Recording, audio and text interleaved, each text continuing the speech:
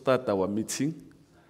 In the meantime, I'm going to request Hansard to provide the hearing aids to everyone who's seated in the meeting. They will just indicate if they don't need it.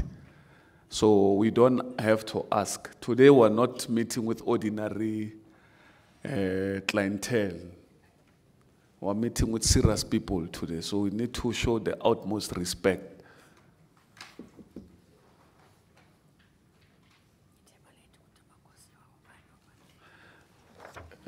Mama, into zakho lezi ukhaya winike mina ngemistake. Mawitholile that hearing aid.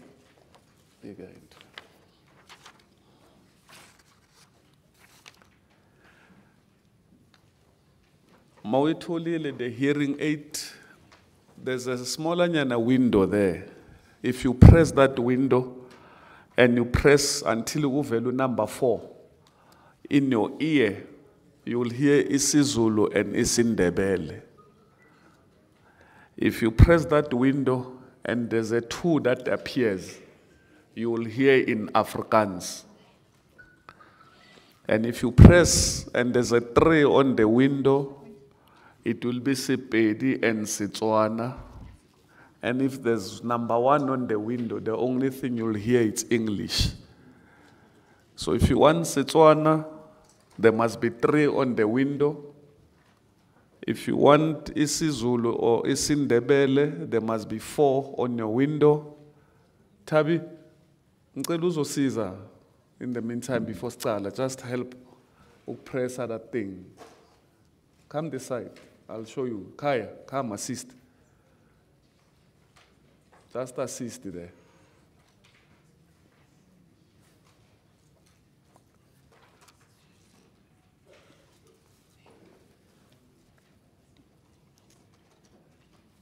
Yo.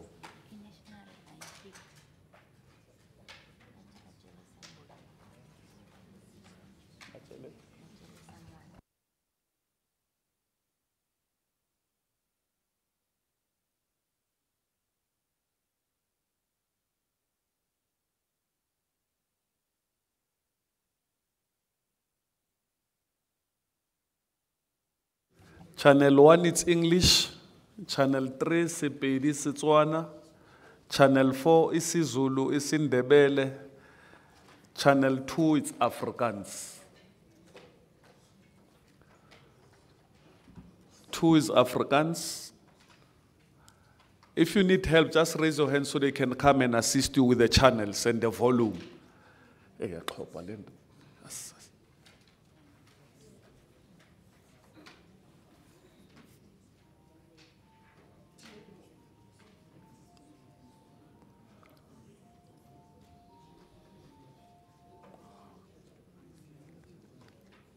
If you need help, just raise your hand. They'll come and assist you to increase your volume or lower the volume, including the channel.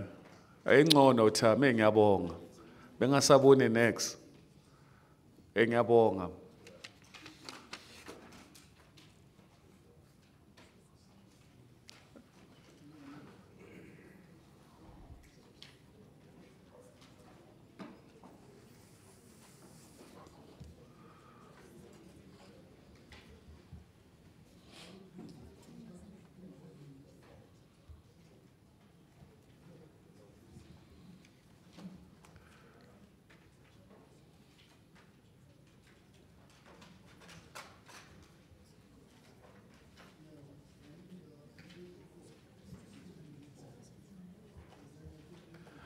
Four isiZulu nesiNdebele. 4 isiZulu nesiNdebele.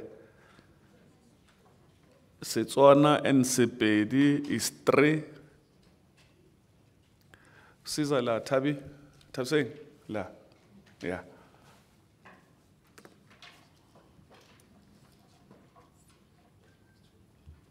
Four is Indebele, isiZulu. 3 Sepedi, Setswana, Lesotho, I suppose.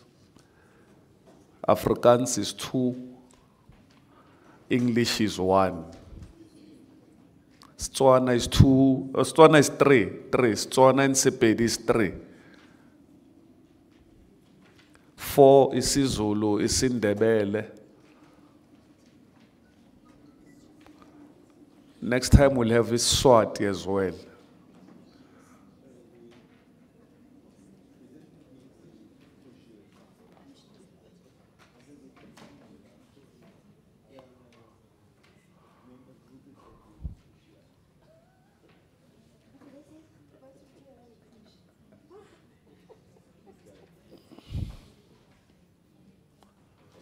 I'm sure now we're settled.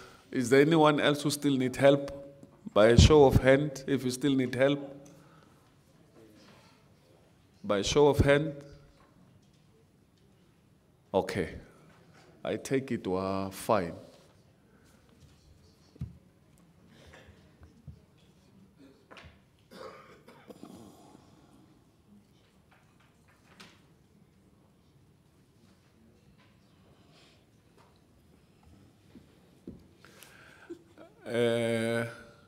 Mama?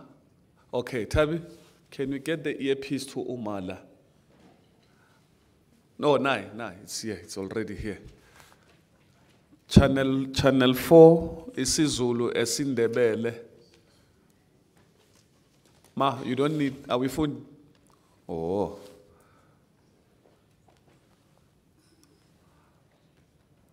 Okay. I guess we're okay now. Okay. We'll officially start our meeting. Ordinarily, I am the chairperson of the Portfolio Committee on Infrastructure Development and Property Management, together with colleagues that you see in front of you. Because I'm right-handed, I will start on my left. I am sitting on my left with Member Tong. And then on my right, at my extreme right, at the end of my right, it's Member Dr. Mokgethi. And next to Dr. Mokgethi is Member Meneer Kobus Hoffman. And next to Ntate Hoffman, it's Ntate Diaga. And next to Ntate Diaga is Omam Pinky Mncube, who's going to be the chairperson of the session today. And I was even asking, how? Kanti na umndebele? And she says, no, I'm an African. I embrace every culture in Africa, especially here in South Africa. So today, we also push Lengola. Will be here to support her. Officially, I am handing over to Member Mncube. Member Mncube, the floor is yours.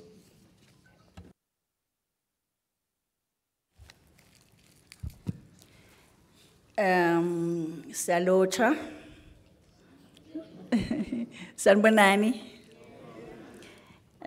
Thanks very much, Mhlonishwa. Sizo declare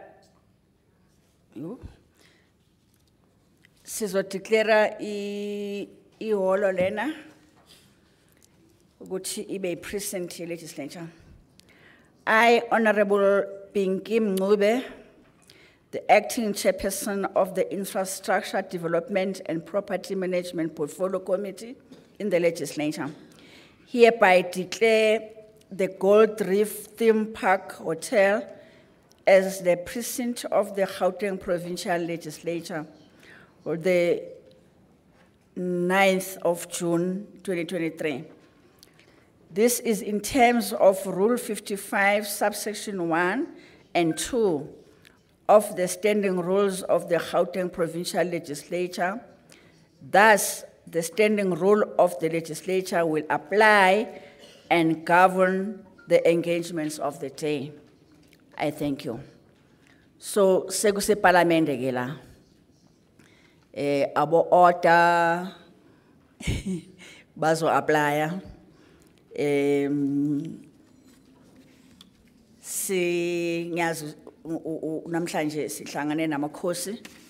So I would like to acknowledge Amantungwa Royal Kingdom. Maswabon. Bayet. Siyathokoza. AmaNdebele alibilo.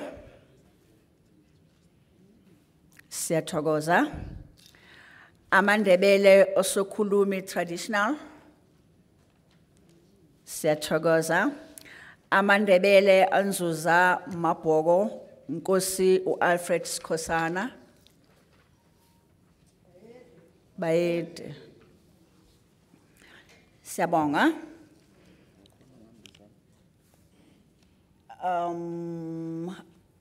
Okwamanje sinale list. If khona abanye angakaba acknowledge bazos update ukuthi abobani futhi okumele siba acknowledge from ezindlini zobukhosi. I will also acknowledge the provincial department. Is it here? Oh, thank you very much. You are being acknowledged. So the chairperson has already opened and welcomed all of us. We will then call upon the NSOP Legal Service Unit in terms of what are the legal aspects relating to this bill as we are processing the expropriation bill in the Gauteng legislature as mandated by the Constitution, that after in National Assembly in Parliament, one house of Parliament has gone through all the processes of consultation, stakeholders, amakhosi nationally, and people baya vote ngale kwa National Assembly bese behambisa ku endlini yesi2 yeParliament iNational Council of Provinces. Mabe hambisa lapho iNational Council of Provinces iyikhaya lawo wonke ama province. So sinama delegates sonke singama provinces asimele le uma ke umthetho uhanjiswa kubo akusiwo ama delegates adecidayo kodwa kumele bawulethe lo mthetho loyo kuma province wabo bese ke kuba nale process. So konke abazoku presenter kugini ukuthi nithini thina sizomamela ngoba ku consultwa nina thina sizoba ngumlomo wenu ozo consolidate ukuthi abantu base Gauteng bathi amakhosi ahlala eGauteng bathi sizokuhambisa njengoba kunjalo enukushoya ama concerns wenu nama recommendations wenu so hambisa njengoba benjalo. Masithole ke ilunga bathini konje the learned friend asitshela ukuthi uthini umthetho. Thank you.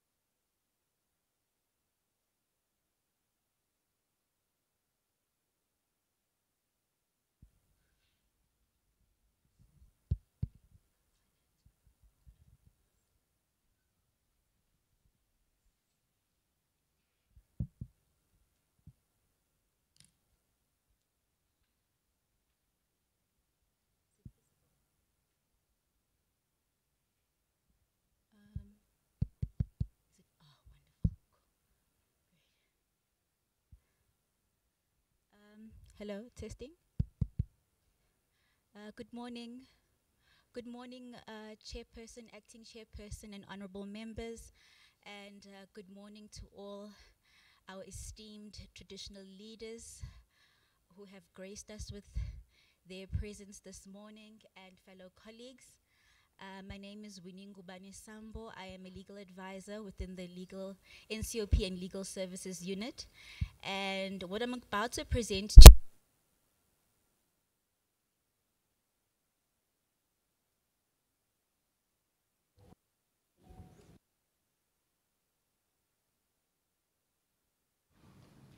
Kaya, can we change the mic or something? Test it if it's, yeah, better.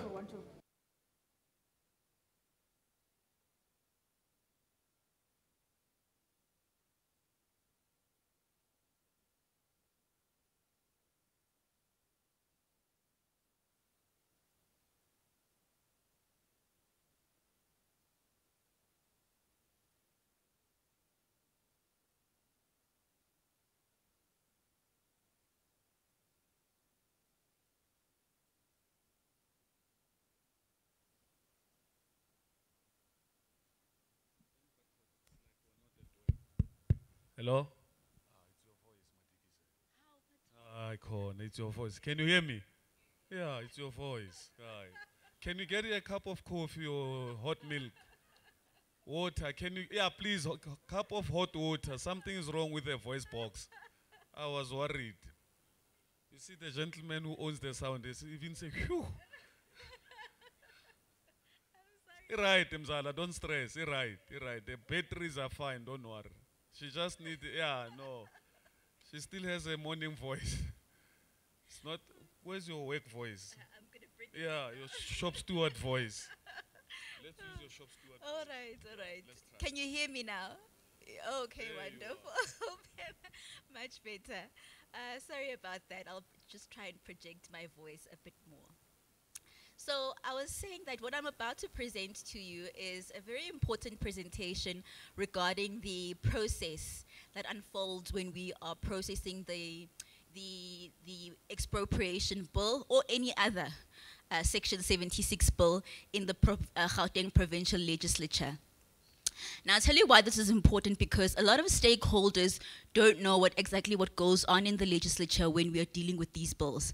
And especially when it comes to the submission of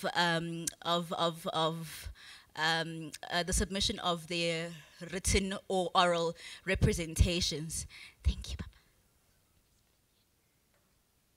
And often most people wonder whether are our submissions actually ever considered, whether they're written or oral. Does the committee ever sit down and actually go through them and actually consider them in reaching their final outcome? And the answer is a resounding yes. And this particular presentation is geared towards taking you into confidence as to what really, unfolds when we are doing so. Now, the presentation is structured into two parts. The first part is the introductory section, which is very basic, and I won't dwell on it too much. And then the second part is the most important part, and that is the processing a Section 76 bill in the Gauteng Provincial Legislature.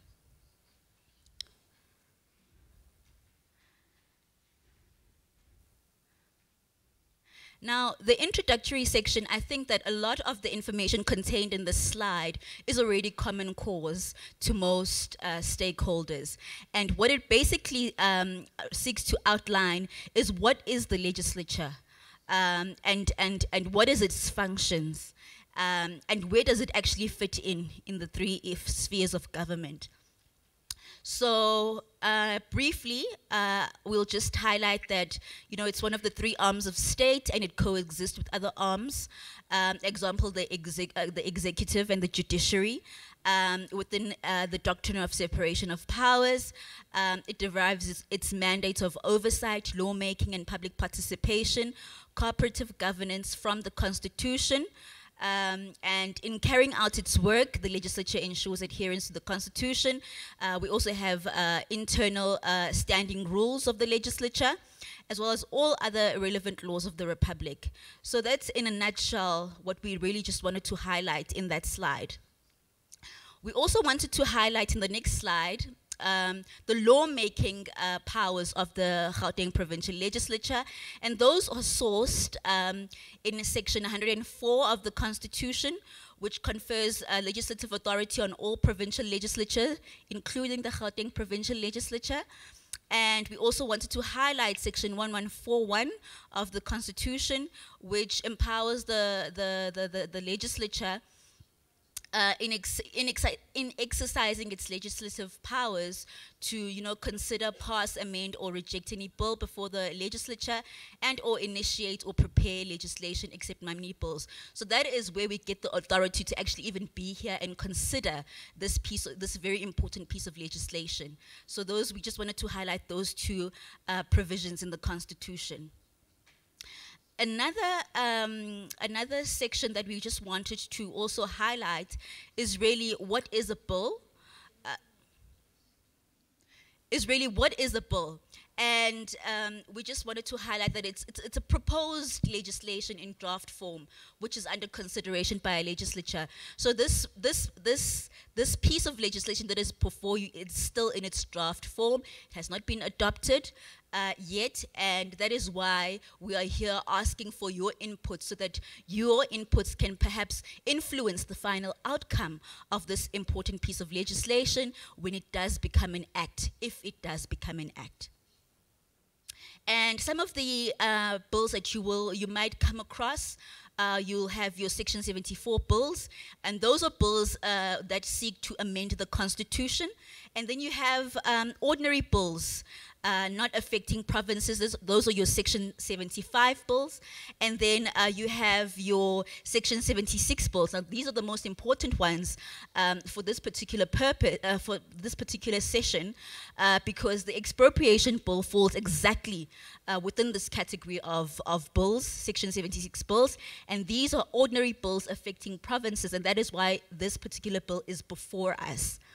And then you have your Section 77 bills, or your money bills, which we need not consider, concern ourselves in this particular session. On to the most important part 2. How exactly do we process a Section 76 bill in the Gauteng Provincial Legislature? And we've prepared a flow chart to try and really capture the essence at a very high level of this very important process. I don't know whether it's visible enough. Can all honorable guests see? Is it visible?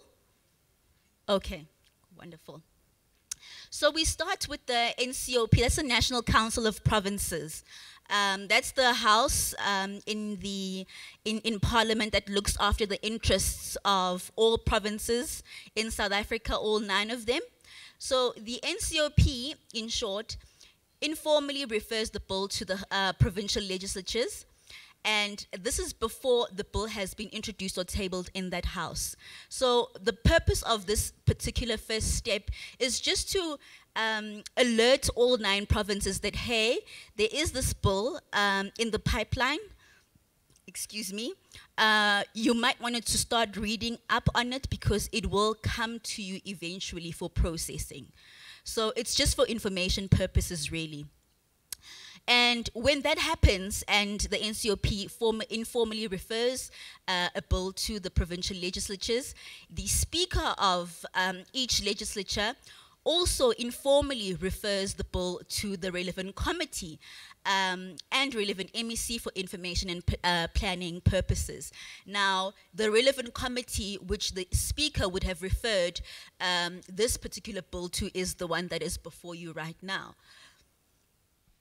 And once the bill has been introduced or tabled in the NCOP, so we're going back to the NCOP now, the NCOP will then formally refer the bill to all provincial legislatures. And this is a very important step, because the NCOP will then provide timeframes to process the bill. And these timeframes are very important in the sense that they guide our own timeframes as to when exactly are we to, by when exactly must we have processed this bill completely? And then the second step is the speaker then formally refers the bill to the relevant committee and the relevant MEC again for processing. And the next step is very important because this is where the committee now sits down and plan or prepare a plan on how to process the bill, which would include timeframes. So this is, what is our plan of action in terms of this bill? You know, how are we going to proceed in processing this bill? So that is that phase. And this phase includes a very important information gathering and empowering session for honorable members, the committee. And this is where the committee will receive a variety of information and a variety of opinions to empower itself so that when it goes out to the communities, when it embarks on its public participation processes, it is well informed about the bill, what is the bill about, what it seeks to do, etc., so that it doesn't actually misrepresent what the bill is about to communities. So it's a very important phase. Now, what does this actual step include? It includes a briefing by the department and the National Council of Provinces special delegates. So that would be your national department. Then it will have an internal in-house legal opinion on the constitutionality of the bill. So just to appraise itself on, you know, what where are the potential constitutional issues or fault lines that the bill may raise, so that again it's fully au fait with you know, every aspect of the bill. Another important briefing it will receive is the socio-economic analysis from, you know, our in-house researcher. And then lastly, it will also receive views of the provincial executive.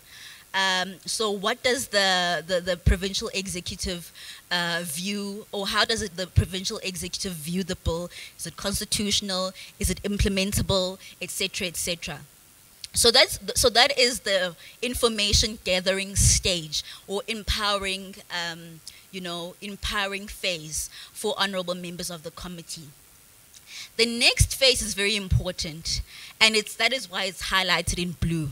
And this is exactly where we are right now. And this is the public participation stage. This is where the committee goes out to the public to solicit their views on the particular bill that is before it. Now, this is very important because when the committee sits down and deliberates and votes on what the position will the position of Gauteng be, it's not the views of the committee, it is the views of the people of Gauteng, especially those who have a special interest on the subject matter of the bill. So that is why your views are so important to the committee, because they really can influence and shape the ultimate outcome, you know, of the committee's position on the bill. So these submissions, or when we are asking for submission, or when the committee is asking for submissions, it can ask, through two sort of modalities. It's either through this platform where you hold public hearings and present your oral submissions, or alternatively, you can make written submissions and forward those to us. Those two, in whatever form, they are equally considered when they are submitted to the committee. The next phase is the negotiating mandates stage. This is the stage where the committee will now sit down and deliberate after the public participation phase has been concluded. The committee will go back, sit down, consider all of the written and oral submissions that have been received through this process, and then now sit down and decide what is the position of Gauteng. What is the message that the people of Gauteng want us to deliver in the NCOP? And that message is contained in a document called the Negotiating Mandate, which will indicate parameters for negotiating and proposed amendments, if any. The next phase is the final the final mandate. This is where the institution, the GPL, will indicate whether it's voting in favor, against, or abstaining from voting on the bill. And then the next phase will then be the NCOP votes in plenary. And each vote, each province has one vote. At least 5 provinces must vote in favor of the bill for the bill to be passed. So if this bill is to be passed, it needs the support of at least 5 provinces throughout the country. And once that has done, and if the bill is passed in the National Council of Provinces, and then it is then transmitted back to the National Assembly, which will then pass the bill, and then the bill is submitted to the President for assent, and if he does assent to it, then it becomes an act of Parliament, and then lastly, a signed copy is entrusted to the Constitutional Court for safekeeping.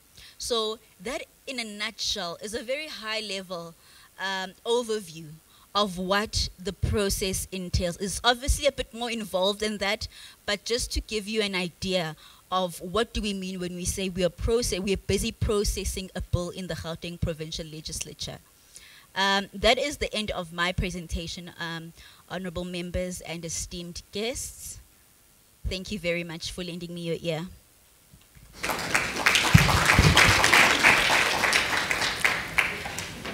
Siyabonga kakhulu ukusitshela ukuthi le bili ngokomthetho ime kanjani, ihamba kanjani.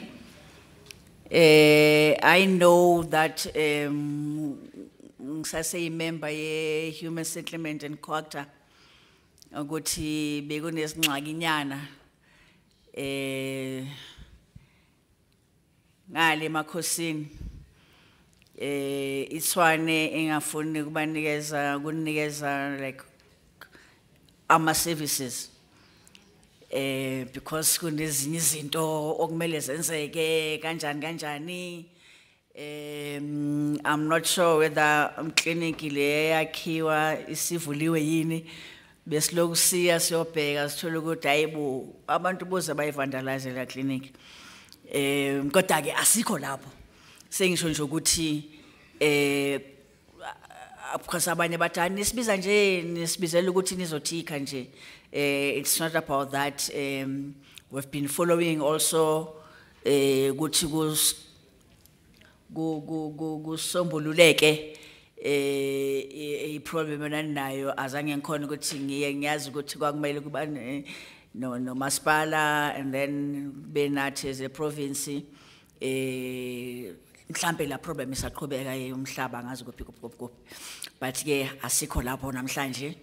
Ngicela ukubiza i-representative of the department nisitshele ke ukuthi ime kanjani le bill so that amakhosi azokhuluma ngomhlaba wawo ukuthi bona bawubona kanje, kumele ukuthi sisebenze kanjani uma ngabe umhlaba kumele expropriate for public purposes. Indaba yomhlaba is very sensitive. Amabhuno asisusa ngenkani esibulala kulwiwa bavele nje bathi namhlanje qoqani yonke into nihambe bayonifaka lesigangeni akwazi ukutshala ku dry and all those things, and they didn't care. And this government is not supposed to do that. asithole ke ukuthi uthini le bill. Thank you.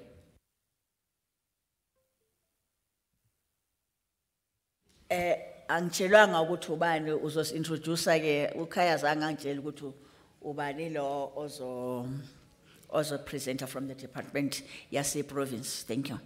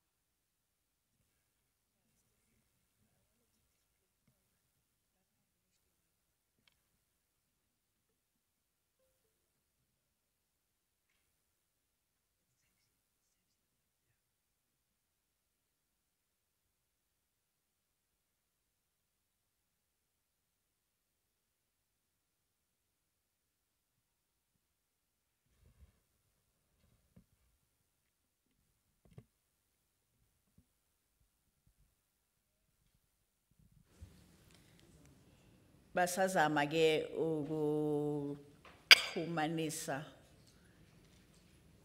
izinto ezowenza ukuthi akwazi ukuvela ipresentation yakhe.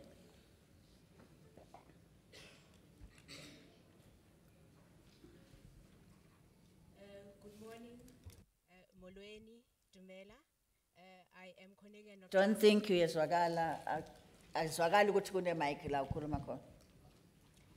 Good morning, Molweni Dumela. I am Cornelia Notlaka. I am the Chief Director for Legal Services in the Provincial Department. I greet you all. Good morning, Chairperson. Good morning, Acting Chairperson. Good morning, members of the committee, esteemed traditional leaders, and colleagues. Today, I will be presenting the expropriation bill.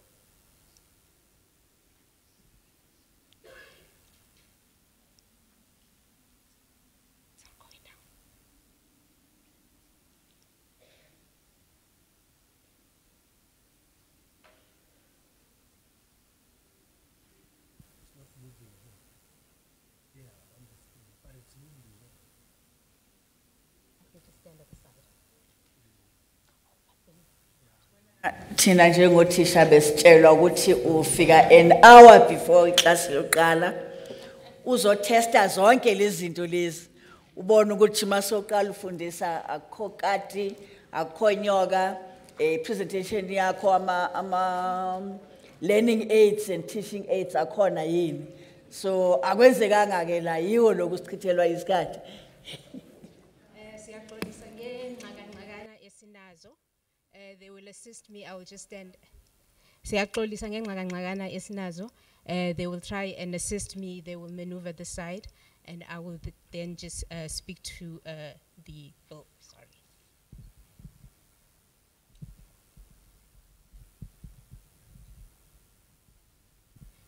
You can go up, please. Okay, the bill is actually informed by Section 25 of the Constitution. Section 25 of the Constitution. Before qhubekane mawufika la ukuthi nil khona because I know it's not defined. Mele usitshele ukuthi kusho ukuthini lokho nil masofike lapho. Section 25 of the Constitution entrenches the right to property, in that no one may be deprived of the property arbitrarily. Property may be expropriated for a public purpose and in the public interest. Expropriation is with compensation. Compensation must be just and equitable, considering the public interest and those that are affected by the expropriation. Next. We will now go into the bill. I will start off with the definitions. An expropriating authority means an organ of state or someone that is empowered by the act or any other legislation to expropriate property. In the province, the Department of Infrastructure Development, the Department of Human Settlements, and also the Department of Roads and Transport is an expropriating authority. The local authorities will also be expropriating authorities within their mandate in order to deliver services in the local authority, their municipal areas. The expropriation, it is a compulsory acquisition of the property, in that a government makes the decision that they need a particular property, and then they will have to follow the processes, but it is compulsory. There are certain processes that I will get into where the public would then be involved. The expropriation is then in the public interest. That includes the nation's commitment to land reform and to the various reforms to bring about equitable access of the natural resources and to address the imbalances of the past in terms of the discriminatory laws and practices that were in place. Also, the expropriation can be for a public purpose. That is a purpose that is then connected to the administration of law by an organ of state, as I've just mentioned, the various departments, and also the local authority. And then that property is going to be used for the public benefit. Section 2 of the bill, it actually prohibits expropriation arbitrarily or for a purpose other than a public purpose or in the public interest. So government can't just decide that I am seeing this piece of land, I just want to expropriate it. There must be a informed purpose behind it, which is then in the public interest or for a public purpose. It permits expropriation of property for the various functions that government is going to undertake, where we build schools, clinics, monuments, etc. But in the public interest, where we are then dealing with the land claims, the redistribution of land through the rapid land release programs that we have. There currently is an Expropriation Act, but in the bill, there is a new limitation in that the state cannot just expropriate without having firstly engaged with the property owner. The current act just says that the state can expropriate, so it doesn't have to come and say to you, I am now thinking of expropriating, before it actually goes through the process. The power then to expropriate is now also including the authority to actually use the property temporarily, in that the state then does not take the property from you and becomes the new owner of that particular property.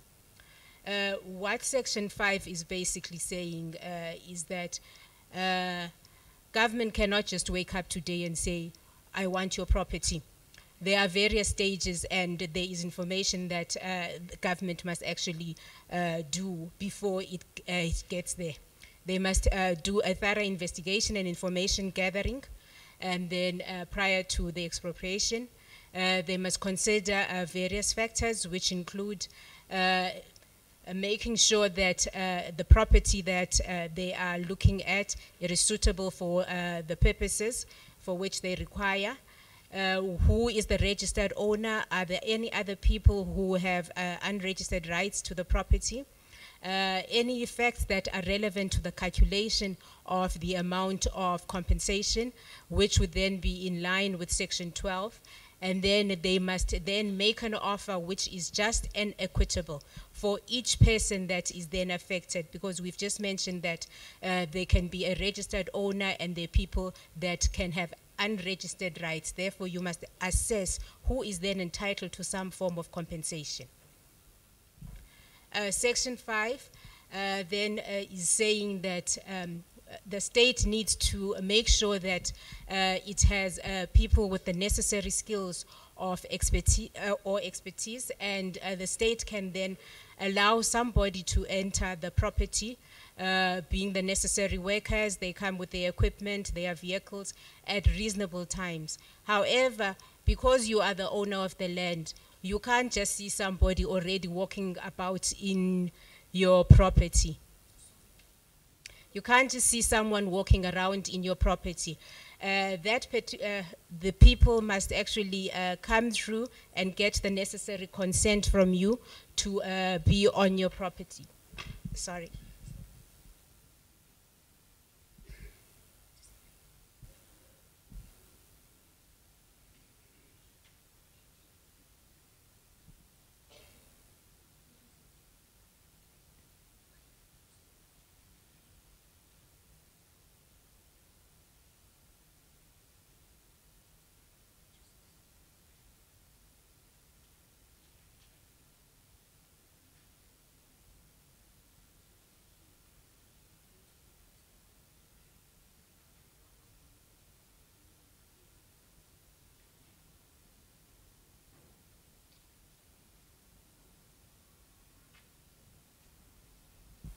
So the consent, you must be asked, can I come onto your property? You can say yes or you can say no. If you then say no, then it means that the state must actually go to the court and seek permission from the court to actually enter your property. Once the state is on the property, it can survey and determine the area and the levels of the land. It can dig or bore into the land. It can construct and maintain a measuring way in any river or stream that you have. And then they may go even across another property with their workers, equipment, and vehicles in order to enter your property. And then they can also then, once they've assessed, say that your property starts from this corner to this particular corner. Then what is also then required is that we must have a valuer that is a technical person that is going to do this particular assessment for us. We cannot just rely on anybody. We need to have proper information so that when we are then making that assessment and also when we are then making you that particular offer, that offer is actually informed. It's a properly informed offer that you can then be able to consider. Then that technical capacity we will normally have in the various departments or maybe even in the local authority. But if we do not have that technical capacity, the national government, the Office of the Valuer General, does have valuers, and then we can approach them and they can assist us with all of this particular process that we are then engaging in. Section 5 also requires that we consult, and then we consult with the various departments, the Department of Rural Development and Land Reform, Environmental Affairs, Mineral Resources, Water and Sanitation, and any other organ of state on whose responsibilities we may then impact in terms of the intended expropriation. We must also consult the municipality in the area. The consultation with the municipality, we must actually make a written request to the municipal manager and explain how the expropriation would affect municipal planning. This is very important because we have the Spatial Land Development Act, and then when we are planning as provincial government or any other organ of state, we must always say, if I'm planning X, and there is a local authority, how is my plan going to affect the local authority, so that we do not plan in silos and therefore do not have a broader picture of what the realities and the needs of the community are. So if we are planning, we must be saying, as the right hand of government, we will do X, Y, Z, and you as the left hand of government are doing A, B, C. Together, how does this then work out in the interest of the community? In terms of Section 7, we then issue a notice of expropriation.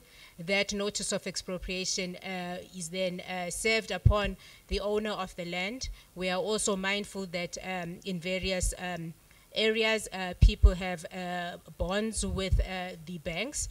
We would then serve upon the bank or any other holder of a right that we know at that particular time.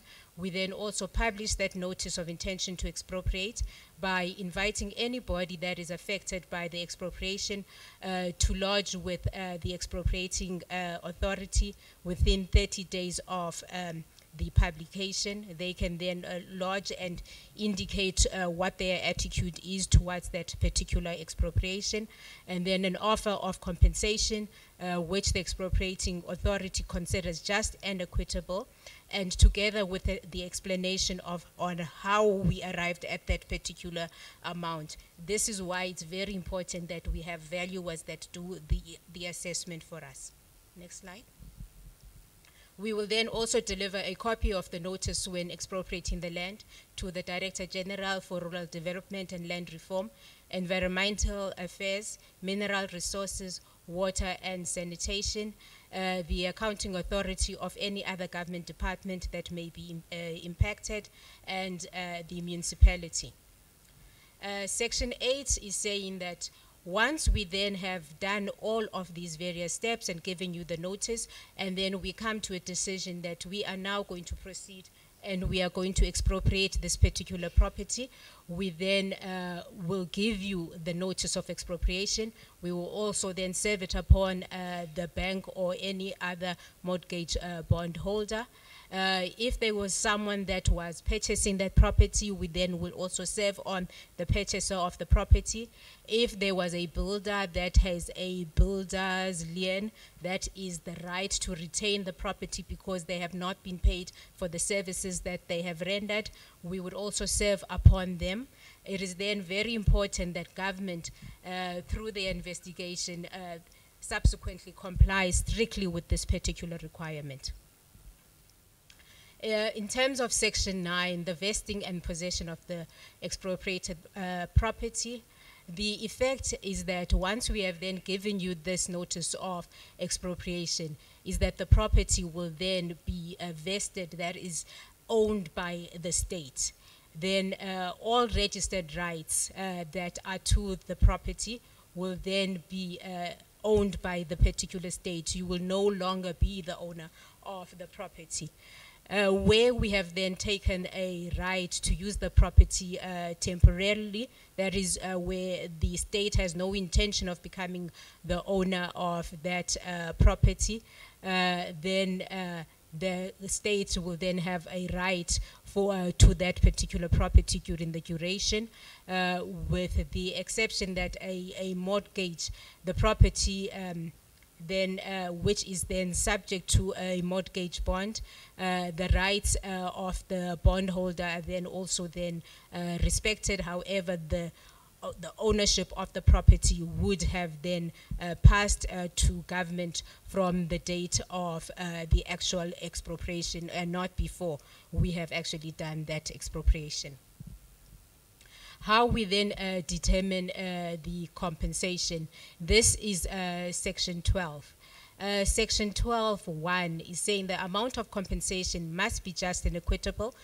You'll recall that we had referred to the Constitution about this, and must reflect an equitable balance between the public interest and the interests of the expropriated owner or expropriated holder, having due regard to the following circumstances. We're going to look at what are you currently using the land for? The history of the acquisition and the use of the property. What is the market value of the property? The extent of direct state investment or any subsidy that the state may have actually made to the property, or any improvements that you've got on the property. And what is the purpose of the expropriation? Section 12.2. When we are then determining the amount of compensation that is going to be paid, the state must not, unless there are special circumstances in which it would be just and equitable to do so, take account of the fact that we are expropriating and the owner of the property has not consented. We would have engaged with you through the notice, and you would have made your representations. But even if you say, no, I am not agreeing, we are still entitled to continue with the expropriation, so we will not consider that. the special suitability or usefulness of the property for the purpose for which it is required by the expropriating authority. So we would not look and say, oh, because a government is taking this property to build a school, therefore the property must be worth more because a house is actually costing less. Any enhancement in terms of the value of the property, if such enhancement is a consequence of the use of the property in an unlawful manner. So if you had a property where you were allowed to build a house and you have now built, let's say, a hotel or even some business or shipping, but you have not received the necessary authorizations from the necessary, from the required offices, let's say maybe from the liquor board or any other, or even from the municipality. We will then not take into consideration that you now have a double-story hotel in the property. We will say this property, according to the rules, should have been a vacant land. Therefore, it's a vacant land. If you have the authority to have a house, we will say the value of a house, not a value of a hotel, because you have done that unlawfully. Any improvements that have been made to the property after the date on which we gave you the notice of expropriation. So if we give you a notice of expropriation and we are in the process of expropriating and you go and you build a business, we will not consider that now there is a business that is operating on your property. We will say, when we gave you the notice, you had a one-room flat. What was the cost of that one-room flat? We will compensate you on the basis of that one-room flat. Or anything that you do to push up that particular price, thinking that later on you may be able to then negotiate and get a better price. We will say, no, what did you have on that property when we gave you those particular notices? We will also not consider any enhancement or depreciation before or after the date of the service of the notice. Next slide. The determination of the compensation, that is in terms of Section 12.3. Section 12.3 is saying it may be just and equitable for nil compensation to be paid, where land is expropriated in the public interest, having regard to all relevant circumstances. What we actually said is the Constitution is saying you must be compensated, but your compensation must be just and equitable. Now, in the process of doing all of these valuation calculations, we are saying that once all of this has been assessed, the conclusion may be that you are only entitled to nil, which is basically you are not entitled to be paid a cent. But that is then to be informed by the information that we would have gathered and the valuation reports, which you would also be entitled to when we are giving you the information in terms of how we have actually done that calculation. So we would give you the calculation and say, we've considered this, we've considered this, we've considered this. Therefore, the result is that you are getting zero. You are not getting any payment. That is the nil compensation. What we then looking at the various factors, where the land is not being used and the owner's main purpose is not to develop the land or to use it to generate income, but to benefit from appreciation of its market value. Where you buy the land and it just sits there, and you know with the land, as the years pass, then the land increases in value. So if you had bought that land and you not used it, you might be getting nil compensation. Where an organ of state holds land and is not using it for its core functions and is not reasonably likely to require the land for future activities, then nil would then also be payable there. That even if you are the owner of the land, where you have abandoned the land, you are not taking care of the land is overgrown, maybe there is rubble that is happening there, then you are not exercising control. You are not dealing with the land as if you are actually the owner of the land. Therefore, you may be getting nil compensation if it's just and equitable. Where the value of the land is equivalent to or less than the investment that, or the subsidy that was done by government on the property. So if you had a piece of land and you were getting a government subsidy, and the government subsidy is way above that particular price of the land, we may then in our calculations conclude it's just inequitable that you must get zero. You must get nil compensation.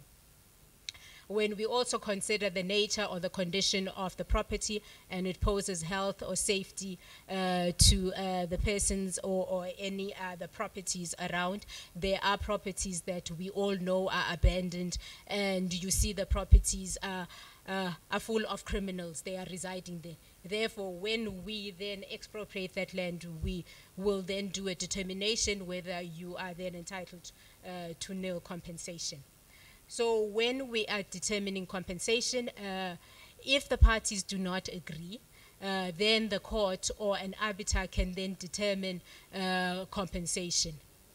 They may then also, when they determining that compensation, come to a conclusion that nil compensation is to be paid for the property. When the property is being expropriated, we must also consider any amount that is outstanding, as we would have consulted with the local authority, and they would give us the property rates, the taxes, the levies, or any other charges that are relating to the property, and then we'll take those into consideration and then make an offer which is then just and equitable. What we are then saying, as we said, it's possible to get nil, which is zero, out of that, but then strict attention needs to be paid to the existence of all of these factors that I have given you.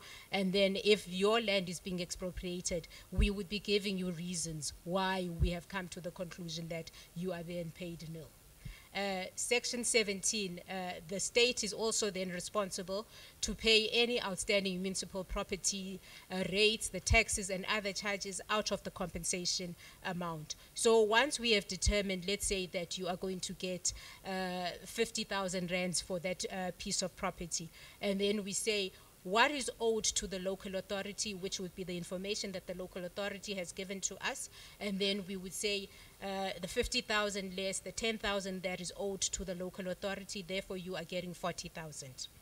The municipal manager would have given us that information after we served the notice of expropriation.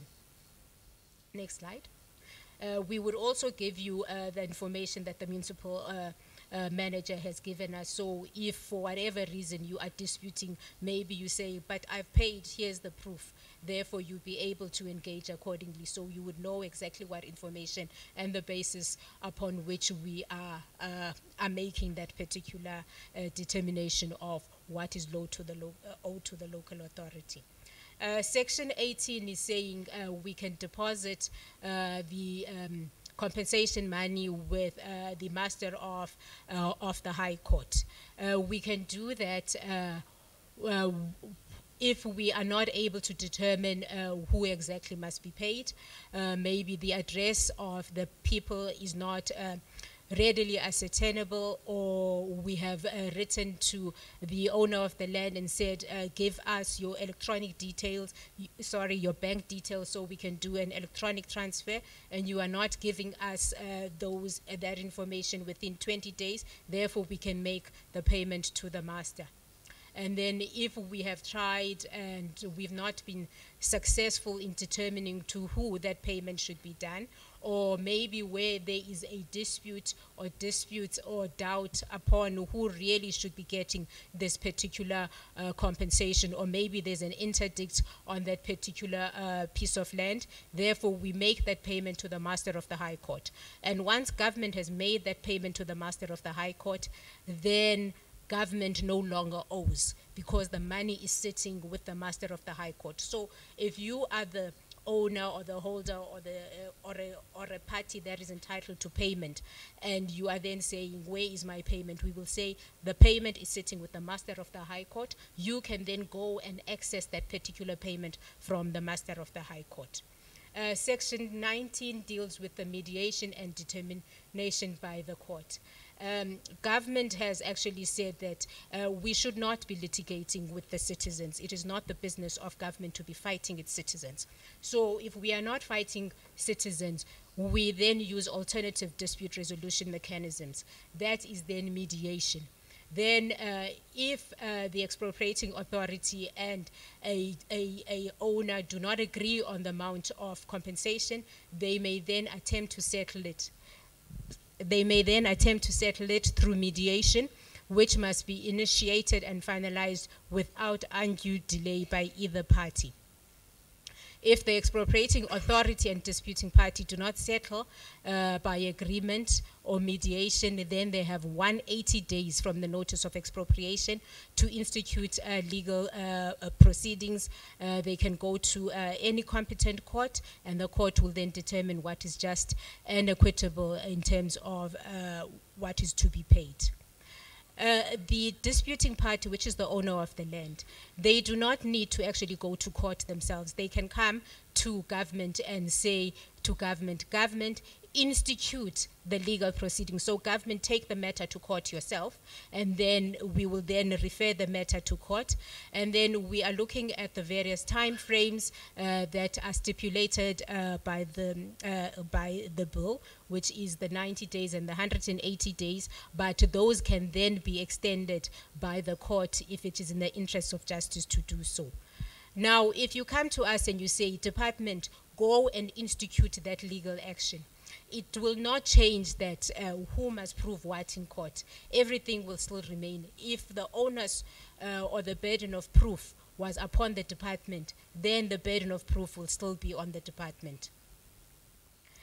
Section 20, the state may, if a property is required on an urgent basis, exercise a right to use the property temporarily for so long as it is urgently required for a period not exceeding 12 months. The state must obtain the authorization of the owner or the holder of the land for any extension beyond 12 months. So if we are then saying we're extending beyond 12 months and you say no, then we will have to go to court and say, make a prayer to the court requesting the extension of the usage of that property. The urgent expropriation may only be exercised if suitable property, that is, where there is no suitable property held by national, provincial, or local government that is then available when we're dealing with circumstances in terms of the Disaster Management Act, or where a court grants an order that an expropriating authority is entitled to use the provisions of the section due to urgent and exceptional circumstances, which then require us to act. And then where there is real or imminent danger to human life or substantial injury or damage to property, or any other ground on which the court is then saying the action is then justified. The states would then be responsible for municipal property rates, taxes, and levies from the date upon which it expropriates that particular property. And then even if we are just expropriating just for using the property, we are not going to become the owner of the property. You are still entitled to just and equitable compensation. Section 21 then allows us to withdraw the expropriation if that withdrawal is in the interest, in the public interest, or for a reason for which the property was expropriated is no longer in existence. We must then, the same process that we had used when we were given the notice of intention to expropriate and the notice to expropriate, we will still then follow exactly that same process so that everybody is then notified. We are then not entitled to withdraw the expropriation after 3 months from when the expropriation occurred, except with the written consent of you, the owner, or the holder, or if you are then not consenting, we can then go to the court and seek the authorization of the court to withdraw that expropriation. We are then also not allowed to withdraw the expropriation if the expropriated property is land and the property has already been registered in the name of the state and compensation has already been paid, unless you then agree that we can withdraw. that expropriation. Section 22 deals with the publication of the notice in terms of Section 7 and 8, which is the notice of intention to expropriate, and also the expropriation notice. We must publish it in English and then in any other official language that is used in the area where the property is situated, and also in the government gazette. For not more than 1 week after we've issued that particular notice, and also we will publish it in 2 other newspapers in different languages, the newspapers that are commonly used in that particular area. Then if the property is land, we can also display the notices on that particular land, like we will do in the events of unlawful occupation of land. We sometimes put up boards and say this property is owned by government, so we would put up a board and say that this is a notice that we are expropriating this particular property. This is the process that you can then follow to then engage with government. If we also deem it necessary, we can advertise in other languages on the television and also on the various radio stations that are operational in the area. Section 23 then deals with the extension of time. This is then saying that if you are the owner or the holder of the property and we have given you 14 days in which to make representations, and you are saying to us, I can't come to a decision, or I'm still consulting, I'm still working on the matter, can I please have an extension of time? You can then approach us to have that particular time extended. We are also then allowed to also give an extension to the various government departments that we have mentioned. Then they can also request an extension, but we do not give an extension that is more than double that original period which was originally given. The extension then can be for good cause that is shown by government, including where they are searching or compiling through a lot of documents, and then if they were then to get everyone to go and work on that, it would derail government processes. Therefore, it will take a bit longer because people still need to do their normal functions. And then maybe the information that is being sought is not situated in the same town or city, and then it cannot be reasonably completed during that period of time, or it just cannot reasonably be completed, although you've got the manpower and the information is right there. And then maybe you are still, government is still consulting with the various other organizations of government, and then we will then give an extension of a reasonable time. Next slide.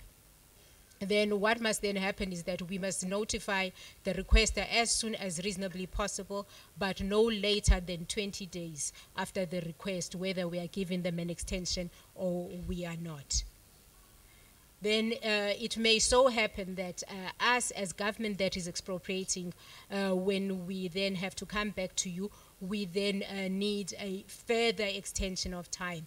Then we can also give ourselves an extension of time, but we cannot give ourselves an extension of time without indicating what that extension is going to be. And then we must also give you reasons why we were not able to meet that particular time frame and why we are therefore extending. And then we must also draw your attention to the fact that if you do not agree to us having extended the time for us in which to respond to you, you may actually go to court to challenge us and say, no, it is not acceptable that you are extending the time. We then have Section 30. Section 30 then deals with the transitional arrangements and savings. We're just dealing with what is currently happening in that the bill, once it becomes an act, it does not say that whatever had already happened in the past, we must go revisit. The new act is always forward-looking. However, this then allows the parties to actually then engage, and the parties can then agree that, you know what, we had started this expropriation under the old act, now the new act has come in, we can agree that we will proceed with it in terms of the old act. It therefore means that if we had served you a notice, it does not mean that notice is then automatically withdrawn. We can continue, or we can discuss and then agree that we will then continue under the new act. Thank you.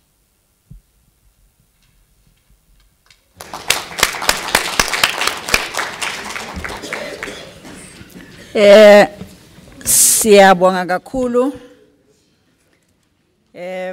Maybe before bekhuluma, caci kahle ukuthi ubani oyobhadala ama expenses masiye court.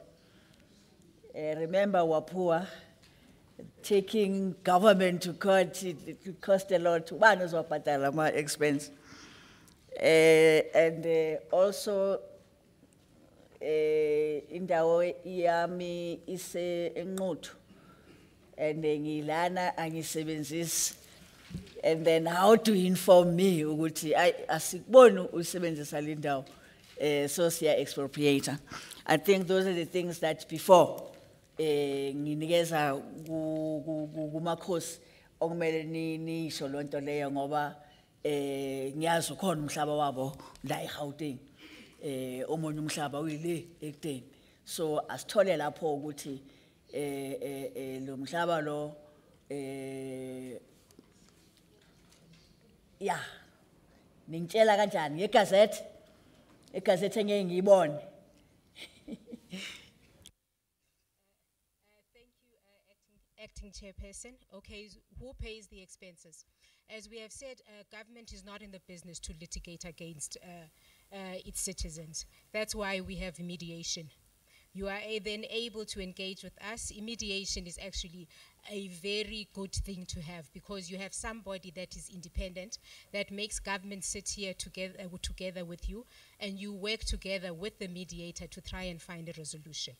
However, if you are then not able to resolve that, you can refer the matter to court. And what this bill has actually said, you can tell us as government, you take the matter to court. Normally what happens in court matters is that the party that loses that particular case is then supposed to make the payment of the legal costs of the other party. But the court also considers the various factors. The court would also consider your current standing, if maybe you did not even have that necessary financing. That's why maybe you even approached us as government and said, you know what, government, I can't take this matter to court. I disagree with you. I want to fight you, government, on the amount that you are telling me. So you, government, you must take the matter to court. The court will then consider which party should actually be paying those costs. The court can actually say neither party is paying. The court can say, you, government, you bear all the costs of this particular matter because you made or caused the other party to actually come to court. The example that the chairperson has indicated, that you've got a property in Nquthu, you are living here. What we have said, we need to do proper investigations right from the very beginning. We are also mindful that there are certain instances where we may not be able to find that information. That's why we're saying we serve the notice or the notice of intention to expropriate upon you, the holder of the land, or the owner of the land, if we are able to identify those. Then we also then publish those notices in the Government Gazette. We are also saying that we do not just stick there only. That's why we can also put up a particular notice on that piece of land. I made the example and I said, like with the unlawful occupations, what we do, we will serve the notices, but we will also sometimes put up a board on that area and say, this is the notice that we are publishing, or we even go, depending on how big that piece of land is, and we put up and we stick up the various notices so that it can come to your attention.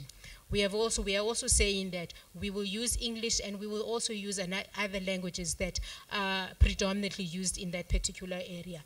We can also go so far as to even go to the local, we also use the local newspapers, and we can even use the radio stations and also the TV stations that are operational in that area. We know that normally in our areas we have our local newspaper that is just for our particular area and will carry our particular news and what we are interested in. We will do those investigations. We'll find out that, like I come from the Eastern Cape, we've got a newspaper called iDaily Dispatch.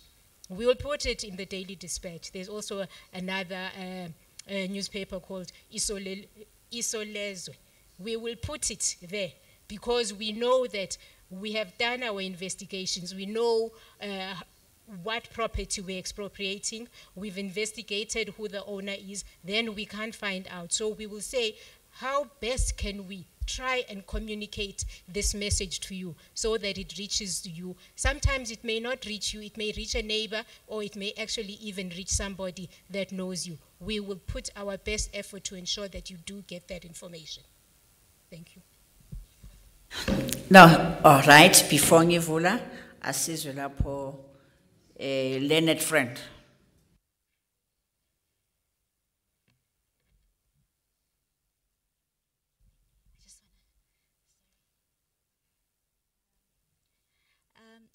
Sorry, Chairperson, this may be a bit unconventional, but I thought that I'd raise this issue so that it may help in facilitating a bit more meaningful discussion once you open the floor for our valued stakeholders to engage.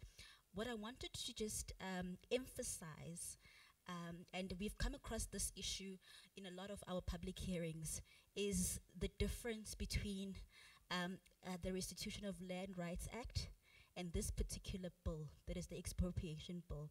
And I think that it's very important for our valued stakeholders to take note that what we are concerned here is not the Restitution of Land Rights Act. And that act deals with, you know, ukubuyiselwa komhlaba kubantu abaphucwa ngendlela engalungile after 1913. So people lost their land as a result of racially discriminatory practices, such as forced removals, etc., etc. Now there's a process that unfolds whereby you can go and claim umhlaba wenu back. Now this particular bill is not concerned about ukubuyiselwa komhlaba wenu back to you. There's a different piece of legislation that deals with that, and that is the Restitution of Land Rights Act 22 of 1994, and we are not discussing that today here. What we are discussing here today is the expropriation bill. That is where uhulumeni can come to your property wherever you are, and that includes your traditional or customary land, or communal lands, under Amakos, and say, we would like to expropriate this a piece of property, and the reason for expropriation is for a public purpose or in the public interest. So for example, ngifuna ukwakha isibhedlela, ngifuna ukwakha iskole, or ngifuna ukwakha isoccer stadium, or something that will benefit the community. And that is what we are concerned here with.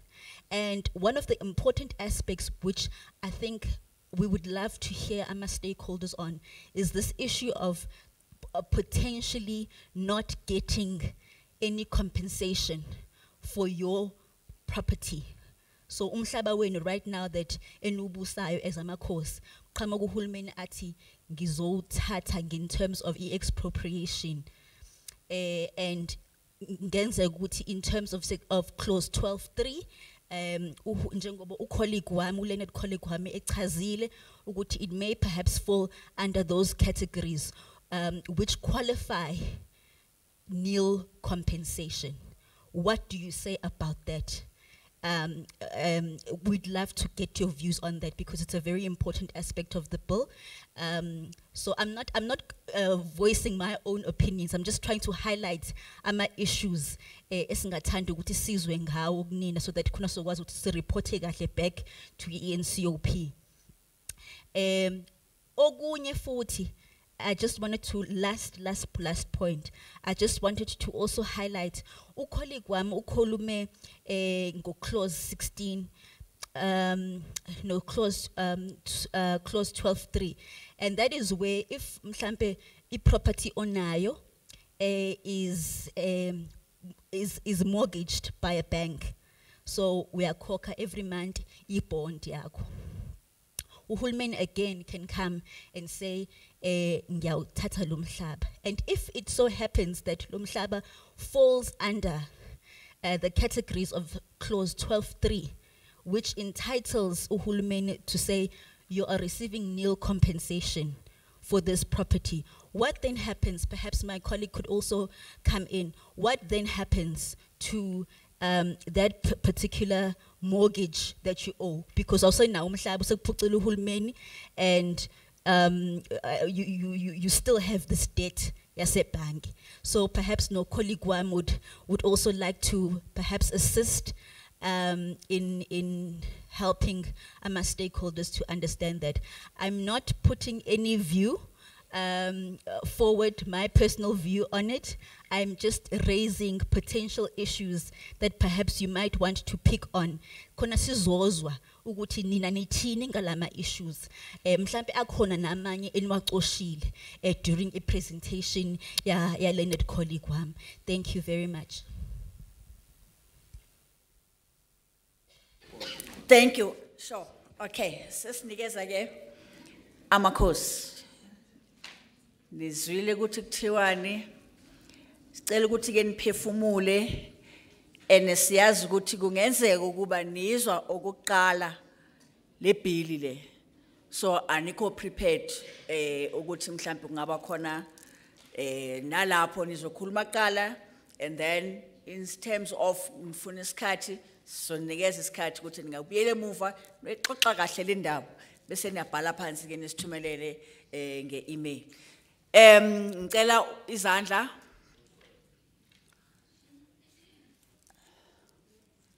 Ngizoqala kwa left. Ngithi 1. Ngithi 2. Ngithi 3. Ngithi 4. Ngithi 5.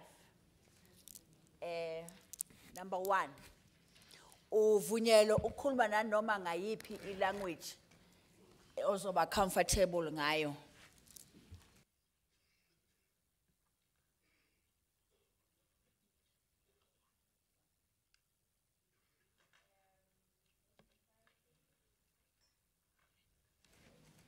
Uh, 5 minutes. Oh, Mike.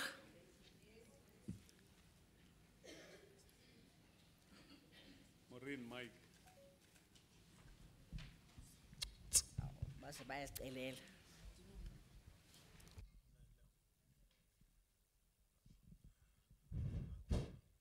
Program Director, members of the provincial government, members of the infrastructure development in Gauteng, traditional leaders. Mangbega system yale expropriation isifaka isenza sibe tight ukuthi sifake purchasing amanye amagama njengoba umama aqeda ukuexplaina lapha ukuthi sekukhulunywa ngemihlaba yama individual. So singamakhosi masingamakhosi bengicela nje ukuya back ku history yamakhosi sizokwazi ukuthi umhlaba uthathelwa ama individual or uthathelwa amakhosi, because history yethu inezinto eziningi kakhulu. Ngiyacabanga ukuthi ungibambe nange 5 minutes, ngicabanga ukuthi incane kakhulu 5 minutes, but ngizocela abanye badlule ngoba sesine concern manje ukuthi i-direction ayisingale ndlela esiexpecta ngayo. So amakhosi bewahlala endaweni ezinkulu ama hectare amaningi, nenye inkosi yakhe kwesinye isigodi, nenye inkosi yakhe kwesinye isigodi. So manje mase abantu bazolandwa ngama individual, ngiyacabanga ukuthi ile expropriation izosihlakaza. Ngiyabonga. Siyabonga. Number 2.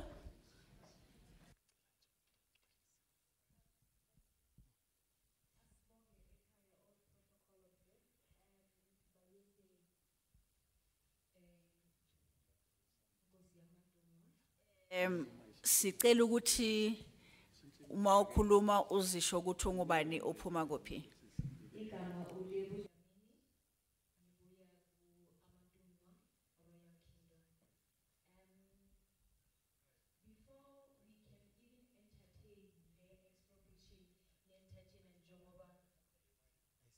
Kancane. Sebenzisa imic ya. Beka le ekhaya. Njengoba inkosi bese ikhulumile manje, we cannot even entertain indaba yokuthathelwa kwamakhosi omhlaba without dealing with the issue ye minority aba owner omhlaba right now. So if there has to be any expropriation of land, mhlambe yamakhosi ningayithinta in 50-50 what years, not right now. We need to stop shying away from the truth and reality. Reality is, a land is in the hands of the minority. And you cannot now entertain nokuthi nibize namakhosi nizokhuluma ngokuthi nizo expropriate iland yabo. And what will inform you as government to say ukuthi loya mhlaba fana ukuthi ni expropriate naloya mhlaba? And as far as I know, expropriation of land is without compensation. That speaks to the minority that are currently holding the land, not the majority that is sitting in this house as Amakosi and all that. So we cannot even entertain the thought of you even thinking of taking Omhlaba Wamakosi. That will not happen, not anytime soon. So deal with the real issues. And how are you also going to balance the equation, the difference, because people staying in the township right now are staying in 40 square meter yard, while the minority that actually stole the land from the people are staying in 2 hectares of land. Those are the issues you need to address. So ka amakhosi indlu yobukhosi ingadelelwa igovernment ngokusithoba okumangazayo. Ngicela ni deal nama real issues. And mani wathatha lawo land njengoba ni logo nikhuluma expropriation, valuations and whatever. As a thief, I cannot come and steal this from you. And after 50 years, I come and say, because I stole it from you, you need to pay me for you to get it back. Can we not shy away from the truth as the government? Ngiyasicelela bantu benkosi. Asibonge kuleyo ndawo.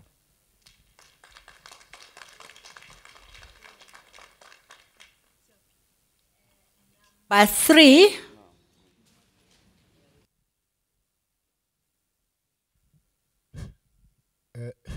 Mangibonga uthola lethuba. Lo okhulumayo uMandla Lukhele owaMantunga Royal Kingdom eEden Park. Umbuzo wami mfushane nje and uqondile. Mangiqale ngalo legama lesilungu elithi expropriation bill. Abazwayo bayalizwa. Ngithi thina abantu ke esicilazeke kakhulu asilizwe ngoba liyasidida kwasalona ngoqala lo. Okwesibili engifuna ukuqonde nje ukuthi kungani kwaziwa kahle ukuthi abantu bethu okanye abantu bakithi abampofu bathathelwa umhlaba wabo.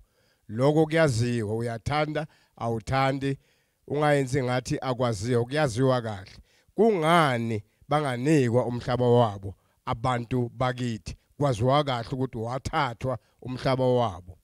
Siyakhuluma kumanje masikhuluma sizama ukuyenza i-division whereby sisdivide ngoba now we talk about ama-individual, hence one of the speakers sayesakhuluma.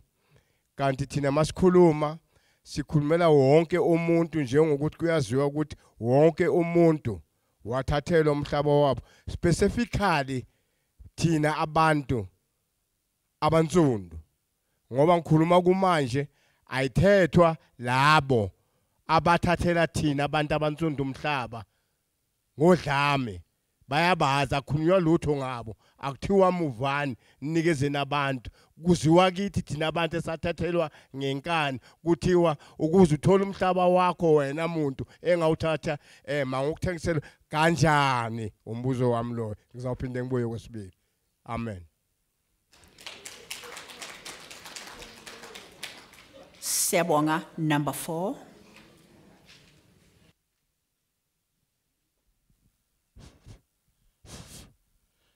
Ngiyathokoza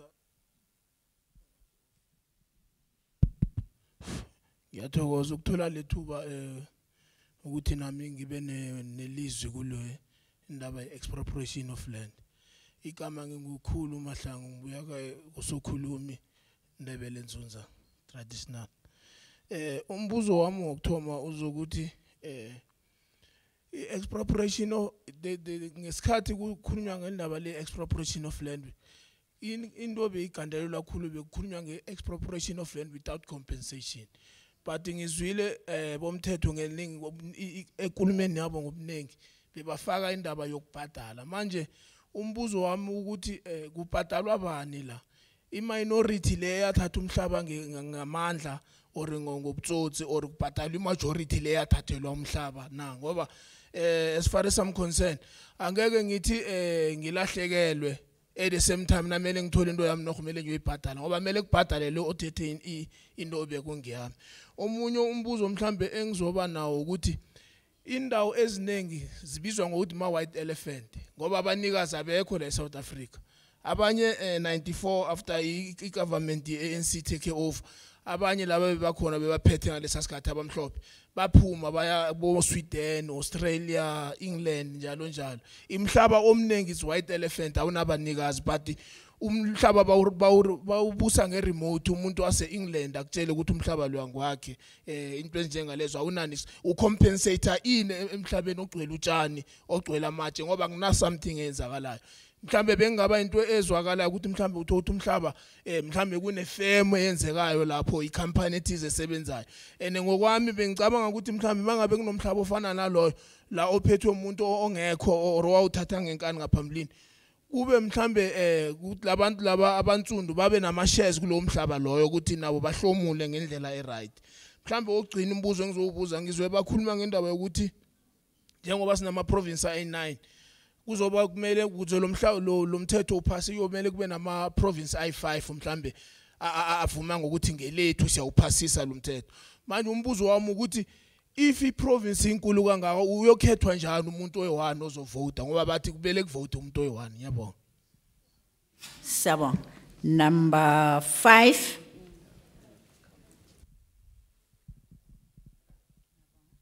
Sanibonani, ngegama uNobesuthu Mulete, ngizela nanga amandebele balebelo ngiyaxolisa. The one question that I have with regards to expropriation of land, ne? If say for example, I'm going to use Amanskral for an example, which is still underdeveloped, which has not been formalized as yet. So if let's say government decided to come build a school in Amanskral and they needed the land, is it not possible to then acquire that land through resolutions rather than taking the land away from the owners? That's the first question. The second question, with regards to section 12.3, are investigations done before you decide that people shouldn't get paid for the land that belongs to them? Because for example, if I have got land and I'm not using it, there are many reasons why I might not be using it. For example, I don't have the funds to use it. Are those investigations done before you decide that I am not going to get paid for land that belongs to me? That's my second question. Thank you. Thank you very much. Number 6.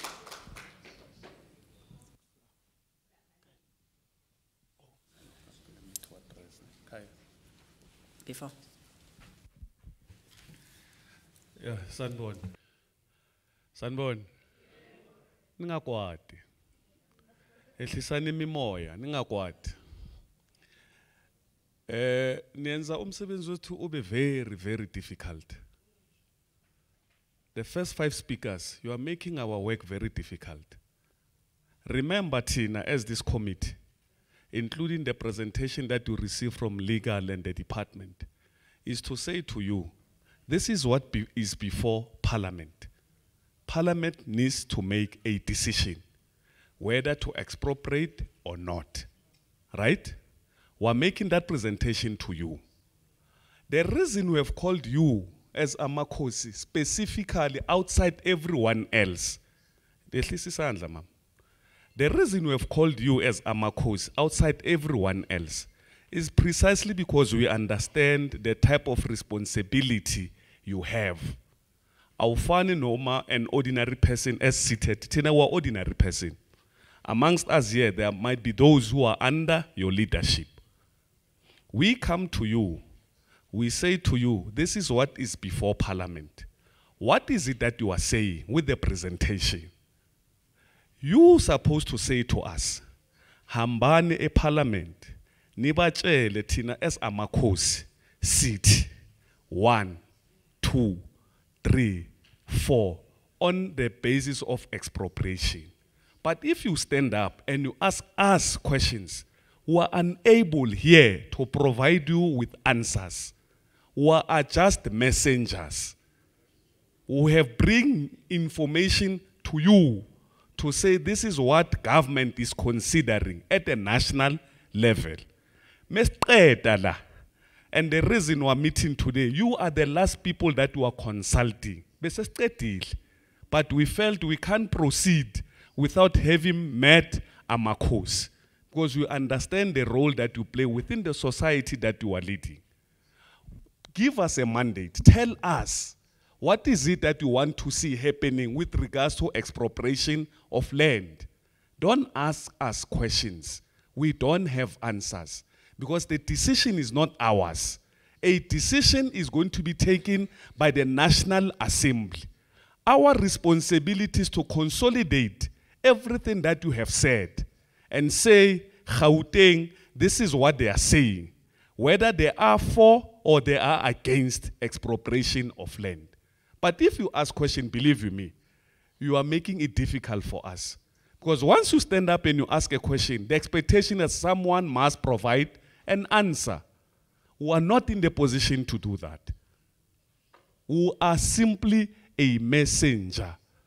That's why Tiwa Ngeslungu do not shoot the messenger. Because this message, we carry it from National Assembly, we'll bring it to you, give us the mandate to take it back to the National Assembly. So if you kill us, your message, your views will not get to the National Assembly. So we are asking, Chairperson will take another set of hands. The questions we have taken them, there's no way we are not going to take them. We have taken questions, but we want you to mandate us. We want you to say to us, on the following, this is what you are saying. Tina City, sing Amakosi. On the issue, like the question that Umama was asking there, Sisi, Konjobani Kam. Onobe Sutu says, here's a portion of land that I have. I'm unable to develop it, probably because of finances. You, government, want to expropriate it. At what cost, right? But how should it be phrased is to say, can we get into a partnership instead of taking my land? Because I might not have money, but the land is still mine at the end of the day. And I'm here. Because remember, we can work the land, isn't it? We can eat from the land. It's not necessarily that because it's land, for it to be considered useful, it must have a sentence of some sort. It must have a long building, a big hotel and all of that. It could be used to plow cabbage, spinach, but you might not have those things. But it's still your land. So instead of expropriating, let's work hand in glove by doing the following 1, 2. So we take that mandate. That's all we ask. So please, don't ask us questions. Tell us, Tina Singamakosi, on behalf of our people, this is what we want you as government to do for us. Don't come and take our land, but do the following with us. Thank you so much. I hope it will assist so that the meeting is progressive and we are able to take a mandate from you. So, Chair, you'll note your speakers. So it's number 1, number 2, number 3. Ngapha we've got 3 hands. So siza ngapha sithi number 1, number 2. So we've got 2 hands. Siza ngapha, sithi number 1, number 2. So uyayigcobha. Oh, no, ngikhuluma namakhosi. So uyayivala. Yazi yabona lento okuhlala estradini. Eish. Ngicela ngisaba ukuhlawula. Anginayo nembuzi. So uzosivalela yona. Siyabonga. So we've got 3 hands this side, we've got 2 hands this side, we've got 2 hands that side. Chair, thank you so much.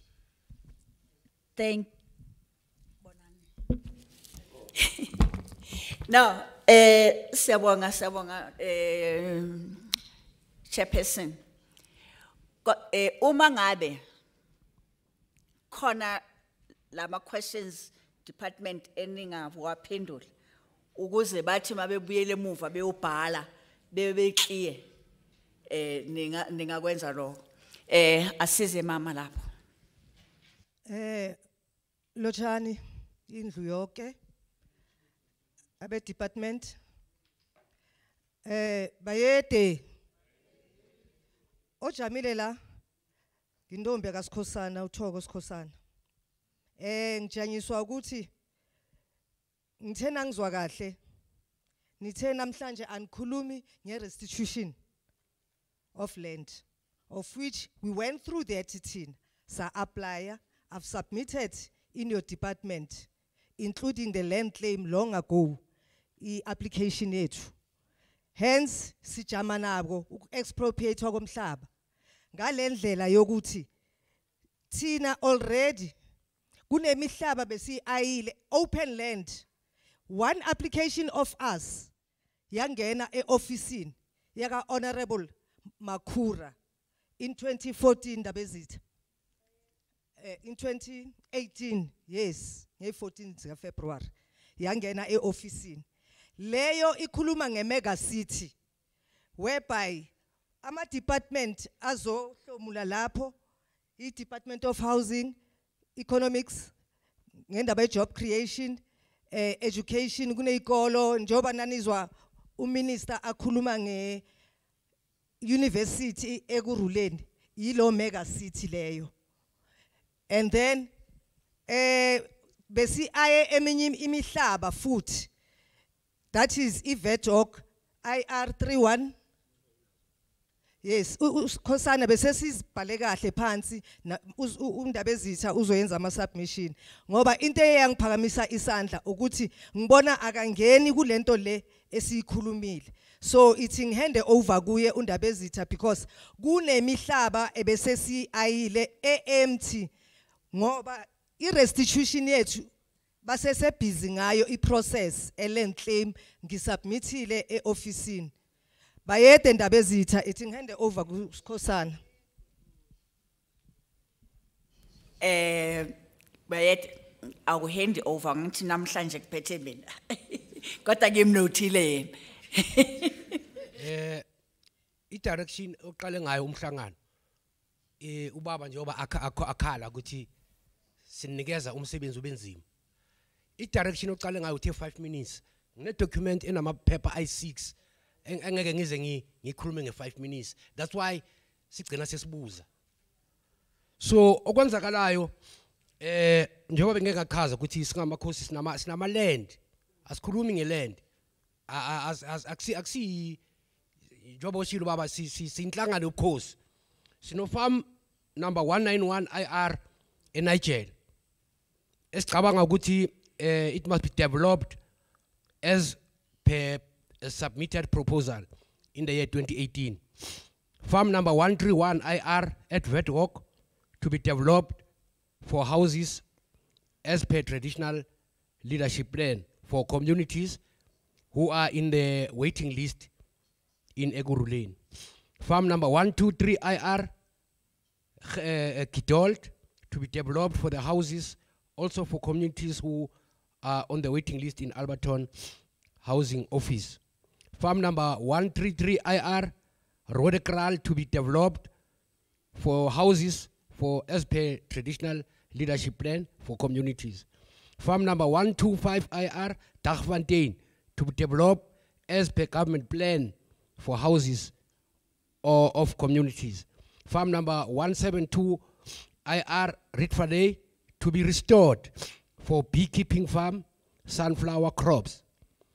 Farm 171 IR Sparvater to be restored for stock farming, such as cows, sheep, and chicken projects. Farm number 130 IR, farm number 124 IR, farm number 125 to be restored for rehabilitation of mines. And then farm 115 IR to be restructured for the traditional leadership offices. We are also appreciating our government for passing the Traditional Leadership and Governance Act number 4 of 2010. Also appreciating for the Spatial Planning and Land Use Management Act number 16 of 2013. And then also appreciating for the Customary Law number 2 of 2021. These are the resolutions from Nzuza Mapoko. Bayeti.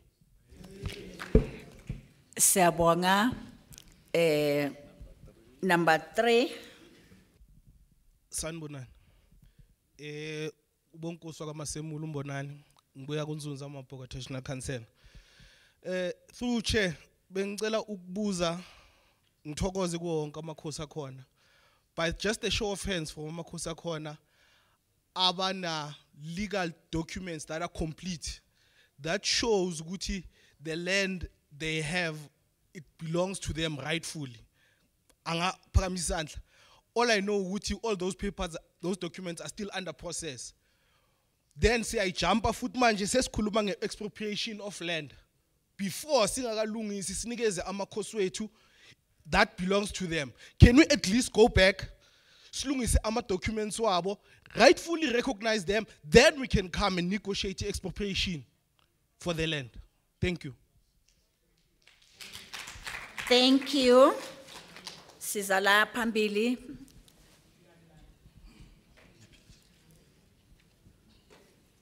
Bayeti. Bayeti. Bayeti. Bayeti. Bayeti. Ngicela isihlalo nesigungu sonke sibonga leli thuba leli enisipha lona. Che nginokhathazeka kancane nje. Ngicela kancane ukuphuma nje kancane ngoba ngifuna ukucontribute very positive kule rosho namhlanje. But i-challenge sibe nayo che amakhosi la awekho. Ambalwa mathathu amakhosi la. I-Gauteng inamakhosi amaningi che. Ngikhuluma ngenxa yokuthi I'm from the South African Royal House Organization. Lapho ngiseva khona as CEO. I was phoned last week by Ubaba Mdlalose requesting me to assist ukuthi umhlangano lo ube impumelelo. It was 10 o'clock che. Ngathi kuye man bofuna abantu amakhosi ayingaki. Wathi uqela only 50 ngathi kucishe kungaba nzimanyana. Ngoba amakhosi lapha eGauteng maningi. Ngase ngichaza ke nenqubo esibhizi phezukwayo in terms of application for recognition. Ukuthi ihambe kangakanani amakhosi akhona angakanani lapha eGauteng. Savumelana ngokuthi ke 12 o'clock uzobuya kimi usayokhuluma no honorable Mudise amuphi direction kusenza kanjani ngoba ivenue bebayibhukhile beyincane ngoba ngithi ngiyangachaza ngathi at least ingasilingana into mhlawumbe indawo engenza abantu about 300 thatha abantu about 300. So he never came back to me on Thursday, Friday, Saturday, Sunday. Ngize ngakhuluma naye mina on Wednesday. Sengimbuza ngithi babu Mdlalose ungibambisile and la ngisinda nenyawo zami zingahle zithole sengozini zilimala ngoba ngizolahla phansi litshelele. So we need to bring amakhosi wonke azo contribute because this is the most important bill esifuna ukuthi ke sidlala irole enkulu singamakhosi. uthi amanga ngiphendula mgcini sihlalo man ngisamile abakhulu bangitshela bakangitshela lutho mara ukuya ngendlela engakhona ayingeke ibe khona, and it was supposed to be today. What angeke ibe khona ngoba uthoqala ingahle ibe se 4 ways okwesibili ngahle ibe se mid-range basabheka indawo but ungenzeka ukuthi ngeke ibe khona wagcina efinalize ethi cha ayisekho ikhanseliwe. Ngizela mina che ngemistake, ngizela ngemistake, ngizela because ngizwe sengitshelwa one of my honorable leader athi bamfonele bamthumela ne-email ukuthi iyachubeka, and already mina sengi-informe amakhosi ukuthi cha ihlehlisiwe. That is why awekho amakhosi, awekho amakhosi lapha maningi amakhosi. Ithema ngixoxa naye wathi ngize ngafonele khokta ngiverify lento oyikhulumayo, impela ikhokta ingitshelile ukuthi cha amakhosi maningi lapha eGauteng. Manje ke as a result ikhanseliwe or ipostpone kusayoplana kahle idate entsha. Manje ngifuna ukuthi ke emhlonishwa ngokhulu sithoba kwena le bill lena ibalekile kakhulu, and amaphuzo ala afuna definitely input yamakhosi, but awekho amakhosi la. And when I discuss with them bathe ndaba eziphuma nje wena uyonyonyoba uyozwa ukuthi kwenzala ini uzosibikela. Manje kahle kahle ngizela ngoba nginyonyobile bongabela nokuthi ngiyakhuluma nokhuluma sengikhulumisa ngoba ngithande amazwi akho honorable Mdise uthi man bokufuze kube yithina esisizayo kule bill le, but iwari yami ukuthi abantu kufuze basize ibona abangekho umhlonishwa. Angazi ukuthi sengenza kanjani ngoba ngempela bengiyicelile ngokukhulu sithoba ukuthi amakhosi abekhona kodwa ke azange isaba njalo. So lena ke isithathe nje ngesurprise le ukuthi ke ikhona into iyachubeka le. Bayethe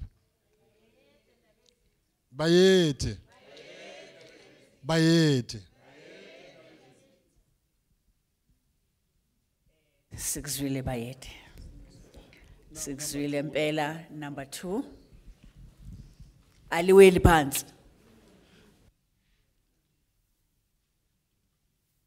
Mangphinde ngibonge. I'm still saying again, yes indeed, we as amakhosi, we need that land. Owethu lo mhlaba. Impendulo enhleke leni ifunayo. Animamele impendulo. Owethu lo mhlaba siyawufuna. And then I'm also asking the government to provide with it lo mhlaba. Namanya ma stakeholders are relevant. Noma ubani okhona. You know why I'm saying noma ubani okhona? It's because sujahile lo mhlaba. But again, as much as we've already discussed about the handover of the land to the people, I'm pleading to our messengers to inform or to give back feedback ku whatever committee ongahlubise ngalo lelo committee noma ngaliphi igama ukuthi please let them ngoba ngeke abe yi1, let them be fair to those applications which will be receiving or you've already received it. Don't look who is leading that organization and bese uthi uBanana in example or leader amantungwa lapha uBanana, we are going to sabotage uBanana. Don't do that. Like right now, the statement which is saying by umhlonisho beqeda ukukhuluma, it shows a sabotage, not sablog. So we are saying stop sabotage.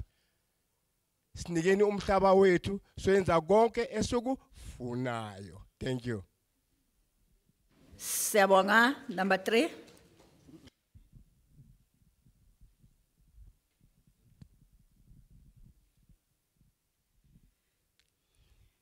Good morning. Ke a le dumedisha ba botlhe bagolo ba ka. Ke nna Phetogo Ramaru.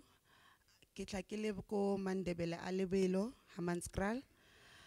Ke tla ka solution Khoshi KC ke kana o rumile gore re tle mo legislation re tlo tlhalosa ditaba tsa gore legislature e ka tsamaya ile botsa national gore re ka berekishana byang as traditional councils, as members of the community at large. Kosi urile, because ko Hammanskraal, or rather Amandebele Alebule, they have started the process of complying or fixing their compliance. So bagolo, traditional leaders, the hosi tse tsotlhe tshwanetse le nne le lokishe compliance ya lena. Tshwanetse re bolele gore he re le mo gore ge government e kare ko fa lefatshe la ga gona bjanong ko fa ko kae. So we must also be realistic gore we are not complying. A gona corporate governance mo rena mo re le dikgoši, mara indeed we are landlords. Indeed, we are landowners. Some lena le di CPA, some of you lena le old title deeds dating very far back that also got restituted, because when you get recognized, you are also given the land. Some of you, your land, you are not recognized, but your land is gazetted with the relevant list land restitution government. So, hora hore helena le dutse mo le le bagolo ba ka ba hlomphegi dikgoši. Tshwanetse be lena ba ile goreng la nna fatshe la nagana gore a re botseng government, because re mo legislature ya province Kgoši Kekana le legal team ya gae e mothušang le di non-profit organization tsa basadi ba molao ba ile gore ba mothuša ba tlile ka strategy re ka ne ra e bitša a curriculum e le gore e ka berekela setšhaba ka moka. This particular strategy bagolo ba ka re se bitša strategy sa gore first of all le nne le a mother trust. So ke tlo isa example, if ke bolela ka Nkosi KC Kekana, gora gore I'm saying there must be what we call the Kekana Royal Family Trust. Now this is a trust that is able to handle the wealth of this particular family. Now that is the first one. We call it the mother because it deals with descendants of Kekana dating back centuries. It doesn't, remember when you are a traditional leader, you are a traditional leader by blood. It is not a dispute why you are a traditional leader in a traditional council. So I want us to always remember that is what we must always know and live by. Then we can be able to then work on the structures that are very important. After the mother trust, Kgosi KC Kekana, His Excellency, he asked, he said, now that there is a mother trust, how do I then govern my land? There is a land full of people within the communities, all kinds of people, irrespective of race or what, everybody's living within the lands and the farms because we are collective South Africa. This is democratic South Africa. Kgosi asked, how do I formalize and have a structure that can allow me to work within the democratic South Africa? You see, I want to highlight this again when I say democratic South Africa. Our democracy is only 29 years old. So we are all together. That's democracy. Culture and customs dates back centuries and centuries. And we are sitting with the leaders of those customs and cultures. That dates back. So what are those particular trusts? Then we looked into, we were guided also by the Traditional Leadership and Framework Act of 2013, that one that got, it was supposed to be repealed so that it gets updated. Then there's the one of 2019 that is now being told that it must be put on hold a bit while they are now finalizing the community participation. I'm saying here is a platform, traditional leaders, where you can tell Parliament to say, we will have a mother trust, and then we will have what we call 15 committee trusts. So in total, each traditional council must have 16 trusts. 16. The first one is the mother one, then the subcommittee trust, which I call them special trusts. Kidi trusts are special. They are sector orientated. I'm going to list them. I'm going to speak slow so that all traditional councils can at least jot down. These structures, number one, you must have a structure on agriculture. Number two, you must have a structure on land administration. Number 3, you must have a structure on tourism. Number 4, you must have a structure on natural resources management. Number 5, you must have a structure on education. Number 6, you must have a structure on environmental affairs. Number 7, you must have a structure on dissemination of information or policy review. So what's the next number? 8, we call it Social Welfare Committee Trust. It's a structure, we are all together, ne?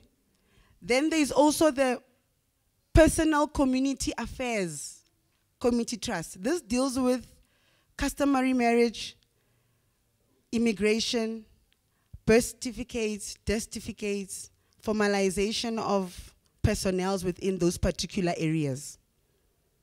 There is also what we call the Disaster Management Trust. Then there is what we call, which is very important for Amakosi, Safety and Security Committee Trust. Then there is what we call the Justice Committee Trust. And lastly, which I love the most, the Arts and Culture Committee Trust. So in total, you have a structure.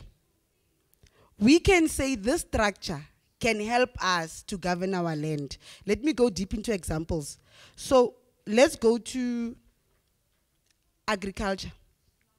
So you have your land is there, claim approved 2004. It's supposed to be used or restored for, Nduna mentioned quite a lot of activities in agriculture there. So when you have a committee structure, you have trustees that are able to assist your particular community and liaise with the different departments. Because now with all these structures, I can then guarantee you that you are ready for what we call post-settlement support with government. Government comes with departments, traditional leaders, doesn't come alone. So if you come alone as Nduna now, you don't have a structure, you are unable to align with the government. So this particular structure assists traditional councils to align with government. Now, mawuqeda kunama structure akhona ngisho uqedile akhona lama structure. What is your line of communication with government?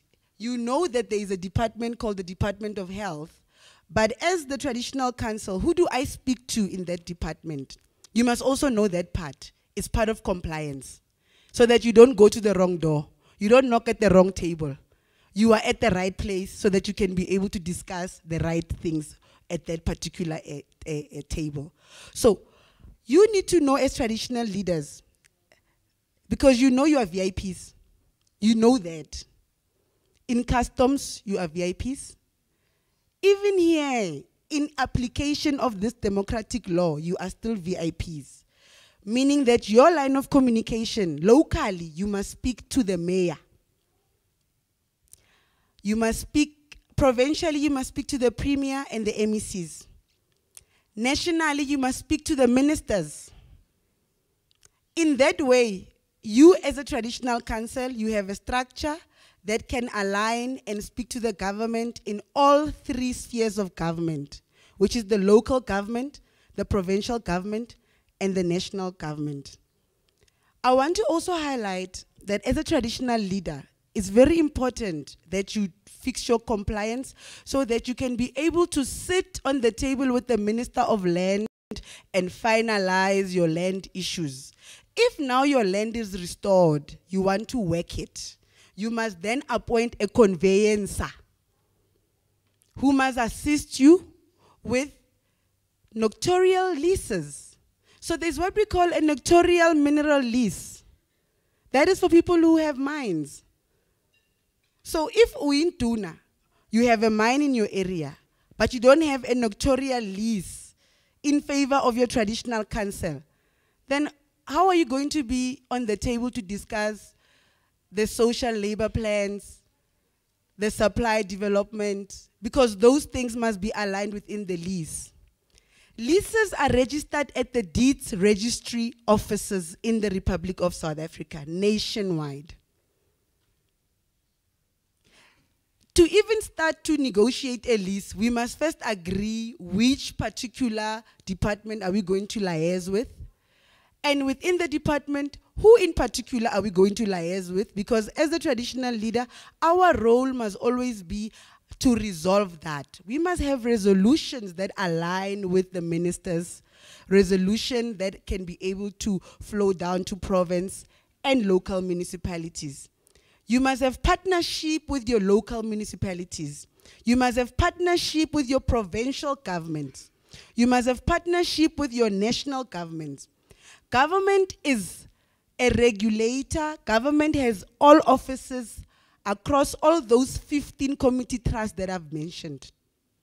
It is your role as traditional leaders to go back home now and go and fix compliance. Thank you very much.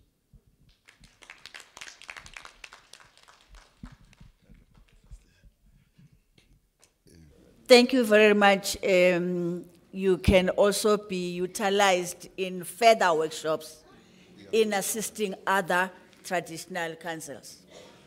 But to yourselves, you said you have not fixed that compliance. You need also to fix that compliance so that the spheres then work according to what is expected. Number two. Hello, ke a leboga. Wa bolela mo ke Senepi Thobakgale.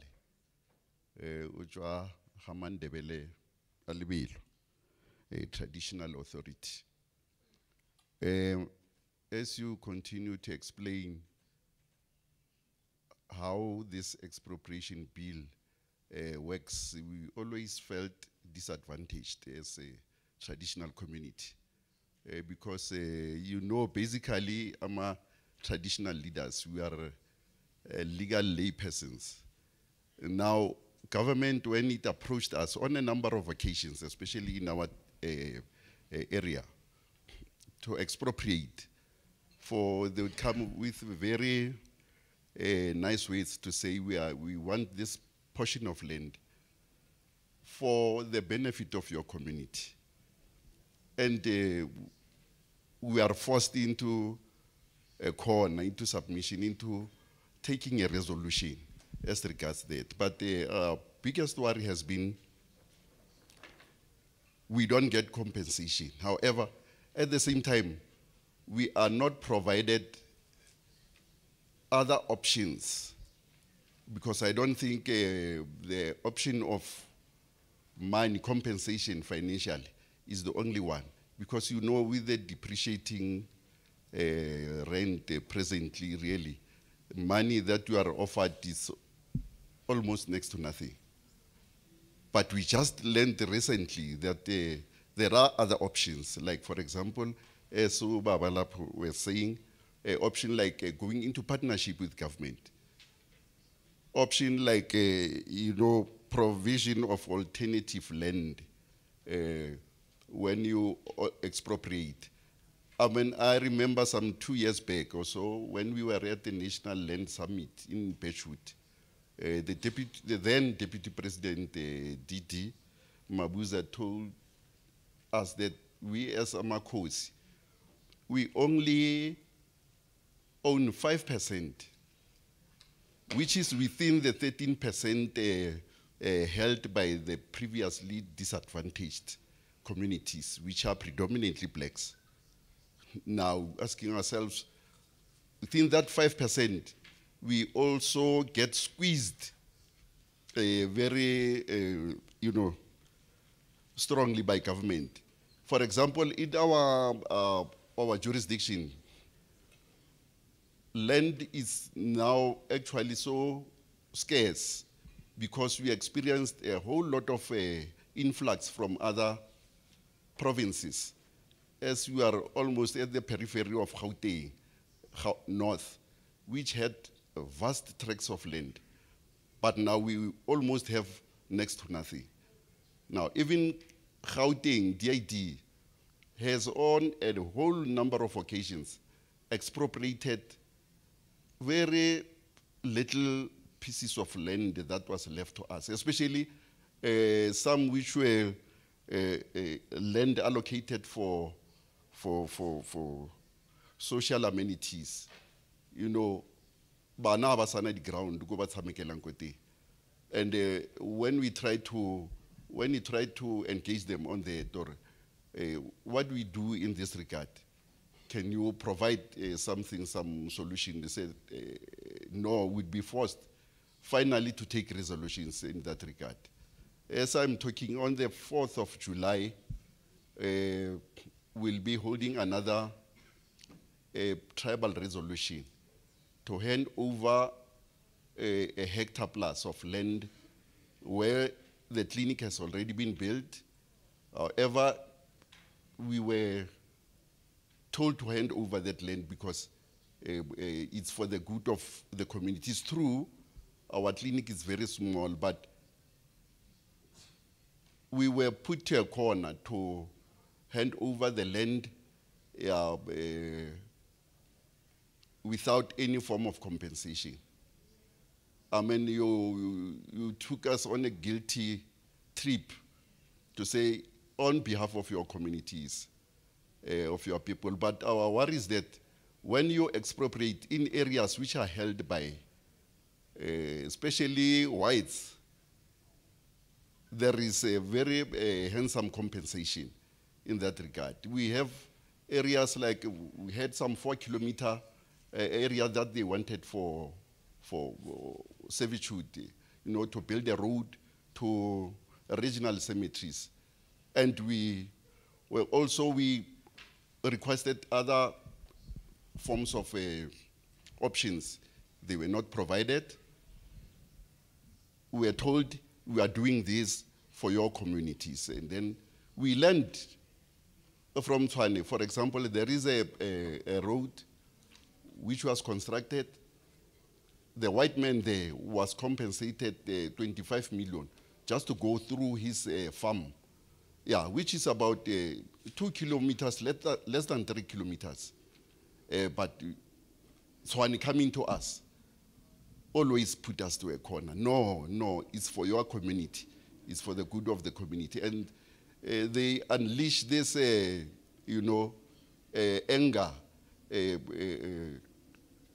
to the community, in actual fact to us, through the community, to say, okay, you can see AmaKhosiweni don't want to hand over land to you so that we can build a road, we can build, for example, clinics and what you call. We cannot come to that one. We want this amenities, we want clinics, we want roads, we want all services in our area. However, we say government, let it be fair in coming to us. Let us negotiate fairly. What is good for the white man, let me put it bluntly, is equally good for a black man. Why in other instances, like in our case, we should always, you take us on that, you make us feel guilty. When we say, no, we want justifiable and rightful compensation. And most especially, we want alternative land because we know there is a lot of land in Gauteng, which is lying fallow, which is lying vacant, and then with a lot of, title deeds that are fictitious. We just came to know about it because whites were able to subdivide and expropriate, willy-nilly our land. For example, as Madam has alluded to, that our democracy is 28, 29 years. Ever since 1995, we have lodged our land claim, and which was not even necessary because our land, it was bought by our forefathers. We have got the title deed that dates back 1916. However, it was held, as we were told, that it is held in trust by the Minister of Native Affairs. You can imagine from there, up to date, even in the current dispensation, it's still held in trust by the Minister of Rural Development and Land Reform. Always knocked on his doors throughout all departments to say, please, can you hand over our title deed to us? So that, yeah. But still up to now, we are still fighting over it. I think, you know, a title deed, if it's held in trust on your behalf, it's done to minors, in my little legal knowledge, to say, here is a guardian. It means we ourselves, we cannot hold it within ourselves to get into various type of deals, for example, with developers or for investors in order to uplift the lives and quality of our own people. So we are saying, really, government, this bill is disadvantaging us if it talks, you know, one-sidedly, and it also needs to be reviewed in that regard. However, provide other alternatives, and then the issue of just expropriation. So even if we don't want, the government has got the power to take over, you know, to just grab land. That's not on. It's not really true. Our input, okay, is to say in the as you want to expropriate, give us information and more options and allow us to decide. Siyabonga kakhulu, siyabonga.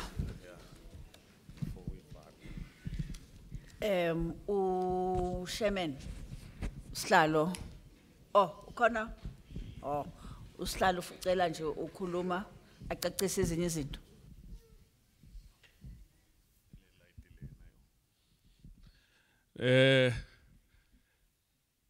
I think the mandate is much better now. I'm sorry, ngibalekela le light, man. At least we are going somewhere. We are a very progressive committee here.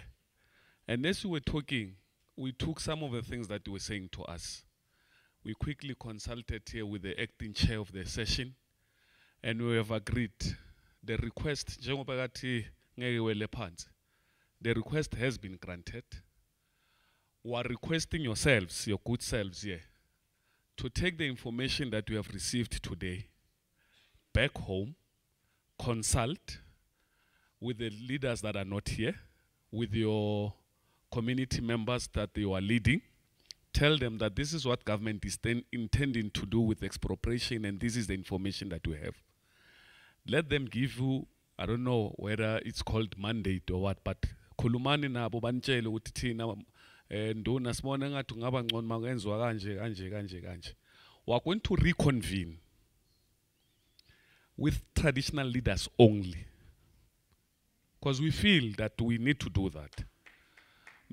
Acting chair will take further, will explain the issues of submissions and all of that. But we are going to reconvene, because we feel that meeting with traditional leaders builds the case either for or against. We have done 5 corridors in Gauteng. We know what is the thinking across the province. We finally want your approval. Your approval will say to the committee, because we are going to have a meeting, Maureen, where we are going to finalize the mandate. Mandate. Yeah. So that we are then able to say, finally, this is the position of Gauteng. We can't have a position of Gauteng when we don't have a view of traditional leaders. Worse, when we have a department of corporate governance and traditional affairs, which is COGTA, right? On the basis that we have that department, it says they recognize you as leaders. So it is our duty and our responsibility to afford you that respect. So your request, we are going to act on it. We'll probably give you 2 or 3 weeks to do your final consultation with your members, your constituency, and all of that. The team led by Maureen, phakamisa isandla bakubona. Phakama Maureen bakubona. Ngifuna bakubona. This is Maureen Shabalala. Umshengu lo. A team that is led by Maureen, in the next 2 weeks will come back to you and say a date of a meeting and a venue for the meeting. Maureen, you are going to work directly no Baba, so that he is able to give you a list outside the one that you have from COGTA, the list of all traditional leaders. Because when we meet that time, we don't want someone to stand up and say, hey, Batunkosi Banbani and Ageko in a meeting. And if he was here, it would have been better. So take it, what you did, sis, from Amandebele Alebelo, ne? What you did in workshopping us here, I want us to take that information, to go back. What Loput Lobegala, Wama dreadlocks, Opumil, who was saying there was legal processes of giving you the rights to land and says Champili says something else. These are the things that we as a committee are going to go back and look at them. So when we come back to you, now we've got information that we can give back. But we are not ending there because we take you so serious. We are going to invite the portfolio committee of COGTA to be part of that meeting that we are going to reconvene, so that all of us are here. So that when you stand up and engage, you know that you are not talking for the sake of talking. And we are not here because we want to tick the box and go to the house and say, we met, therefore we're done. We want to do a thorough job. We'll even go further to National Assembly and invite the committee responsible for land and to come here. So that some of the things that you are raising, because we can tell that some of them don't necessarily have to do with land expropriation, but has to do with land distribution. They must be here so that they can respond to some of the things. How far is the process? You can't stand up that from Mandebele level and say since 1995. It's not correct. We cannot be addressing a 1995 issue now. So nabo mabeze bazohlala la, so that they can explain why it has taken so long. Senze lento wishoyo baba. Singenzelana ama favor. Singakubheki emehlweni bese hayi no. So mbona lo. And then lona because samthanda ngokumbuka simthatha serious. Kanti simthatha serious ku empty. Wena sikuthatha serious kugcwele. Yabo? So mina ngifuna nihambela nazo ukuthi today we are taking a decision. This was an information sharing session. We are going to go back. When we come back, we are no longer asking questions. Now you are mandating us to say, Tina, as leaders, traditional leaders, recognized by the most important constitution in the whole world, we are saying to you, we are saying to you as Gauteng legislature, this is our thinking in terms of expropriation.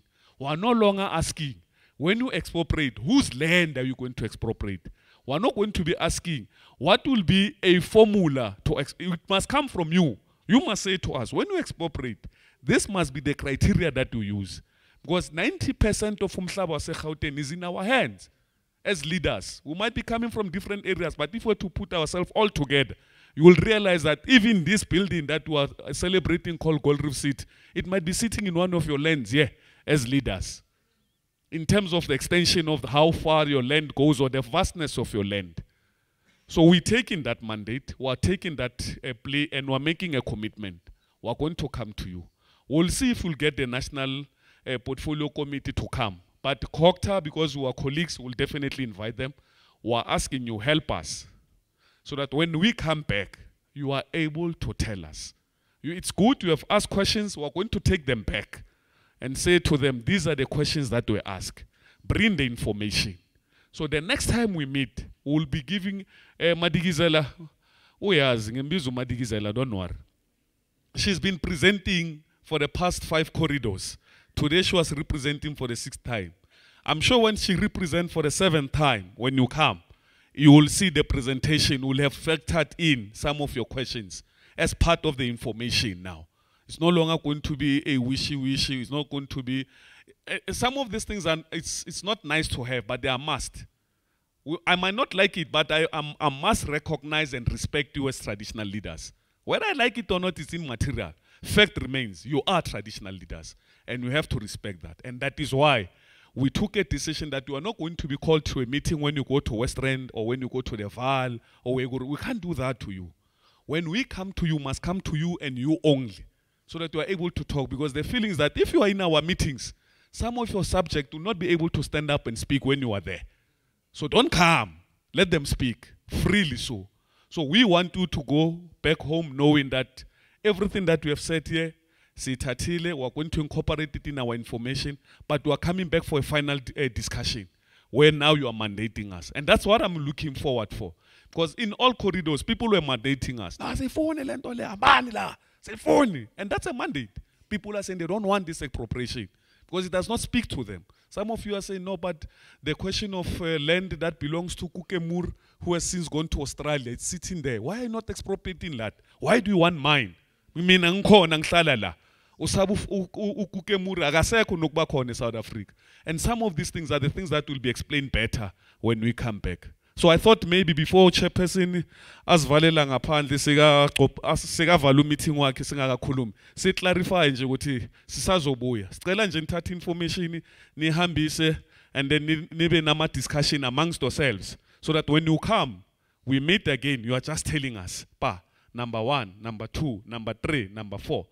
And indeed we are going to have to make use of your understanding of the subject matter so that it does not only end here.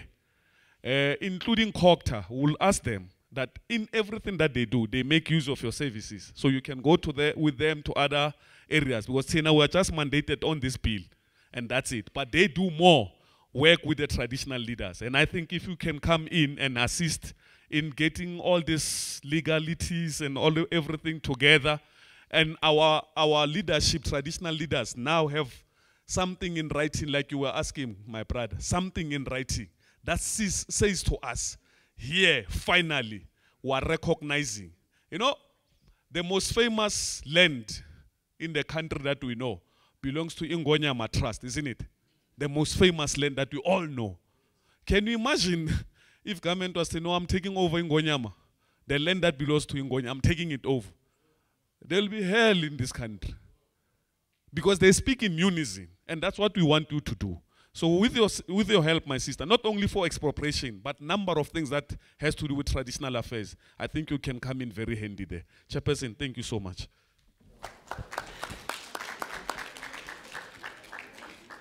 Siyabonga angixolele uPrincess Mbali inkosi ophuma ku SA Royal House. Siyakwamukela. Siyathemba ukuthi ukhulumile nawe ngoba ngeke uze la mahala ungakhulumi. Kodwa ke njengoba uchairperson eseshilo angazi noma ibhili nibanikezile ibhili or nibanika ama slides nibaphila ibhili. Okay, ngizwile futhi ukuthi hayi nifundile. Nifundile and then ya workshopana. So you go back, nixoxe. Uthini la? Hayi lokhu sitshela ngenye into akukhulumi nge-real issue like njilo. I-real issue esasilibele sithi thina sizowulwela. Okay. So you go back. We've been given an extension at the NSOP because le ndaba le inzima kakhulu indaba yomhlaba. So sanikeziwe i-extension ngomthetho akabewusho u-legal personnel. She was talking about the time frame. Time frame of the NCOP is 6 weeks. But manje sekuyinyanga yesi-2. Kulibele kuthiwa asimameleni abantu. Masibenikeze isikhathi bakhulume babe clear ukuthi yini abayifunayo.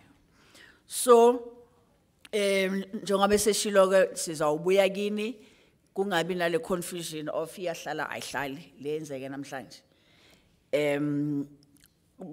Masiqala bengithi mina angiboni amakhosi eGoye and the Sen. akhuluma last week ukuthi wayengathi sibathatha kancane and namhlanje ngithi ngiyabheka angibaboni bazogibela phezulu bebe bifanele kodwa ke mhlambe bafana nalabo abanye abebetshela ukuthi awusaqhubeki umhlangano.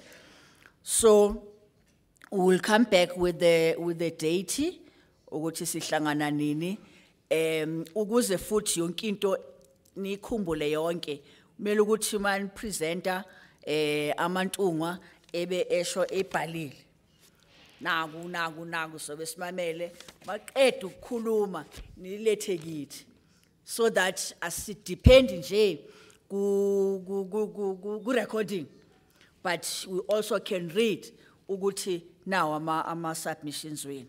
So kwini nonke we will expect written detailed information, because over and above saying we reject or we accept, we attach the rationale of why are the people of Gauteng saying that. Okay, can we then, we have arrived at the end of the meeting. We've arrived at the end of the meeting. Is there food? Aguk? Kukhona? Okay. We are adjourning asivulanga ngomthandazo. Kodwa ke ngicela ukuthi sivale ngomthandazo. Sekukubi la izweni. Sekukubi la izweni. Izolo bebathi seba u23 abashonile ngecholera. Izifo zivela out of nowhere. If they can't trace ukuthi iphuma kuphi izofana ne COVID. Ngicela nje sisukumeni kube khona ivolunteer elisibeka kuNkulunkulu uqamatha umvelinqani usomnini ukuthi bheka nabo abantwana bakho.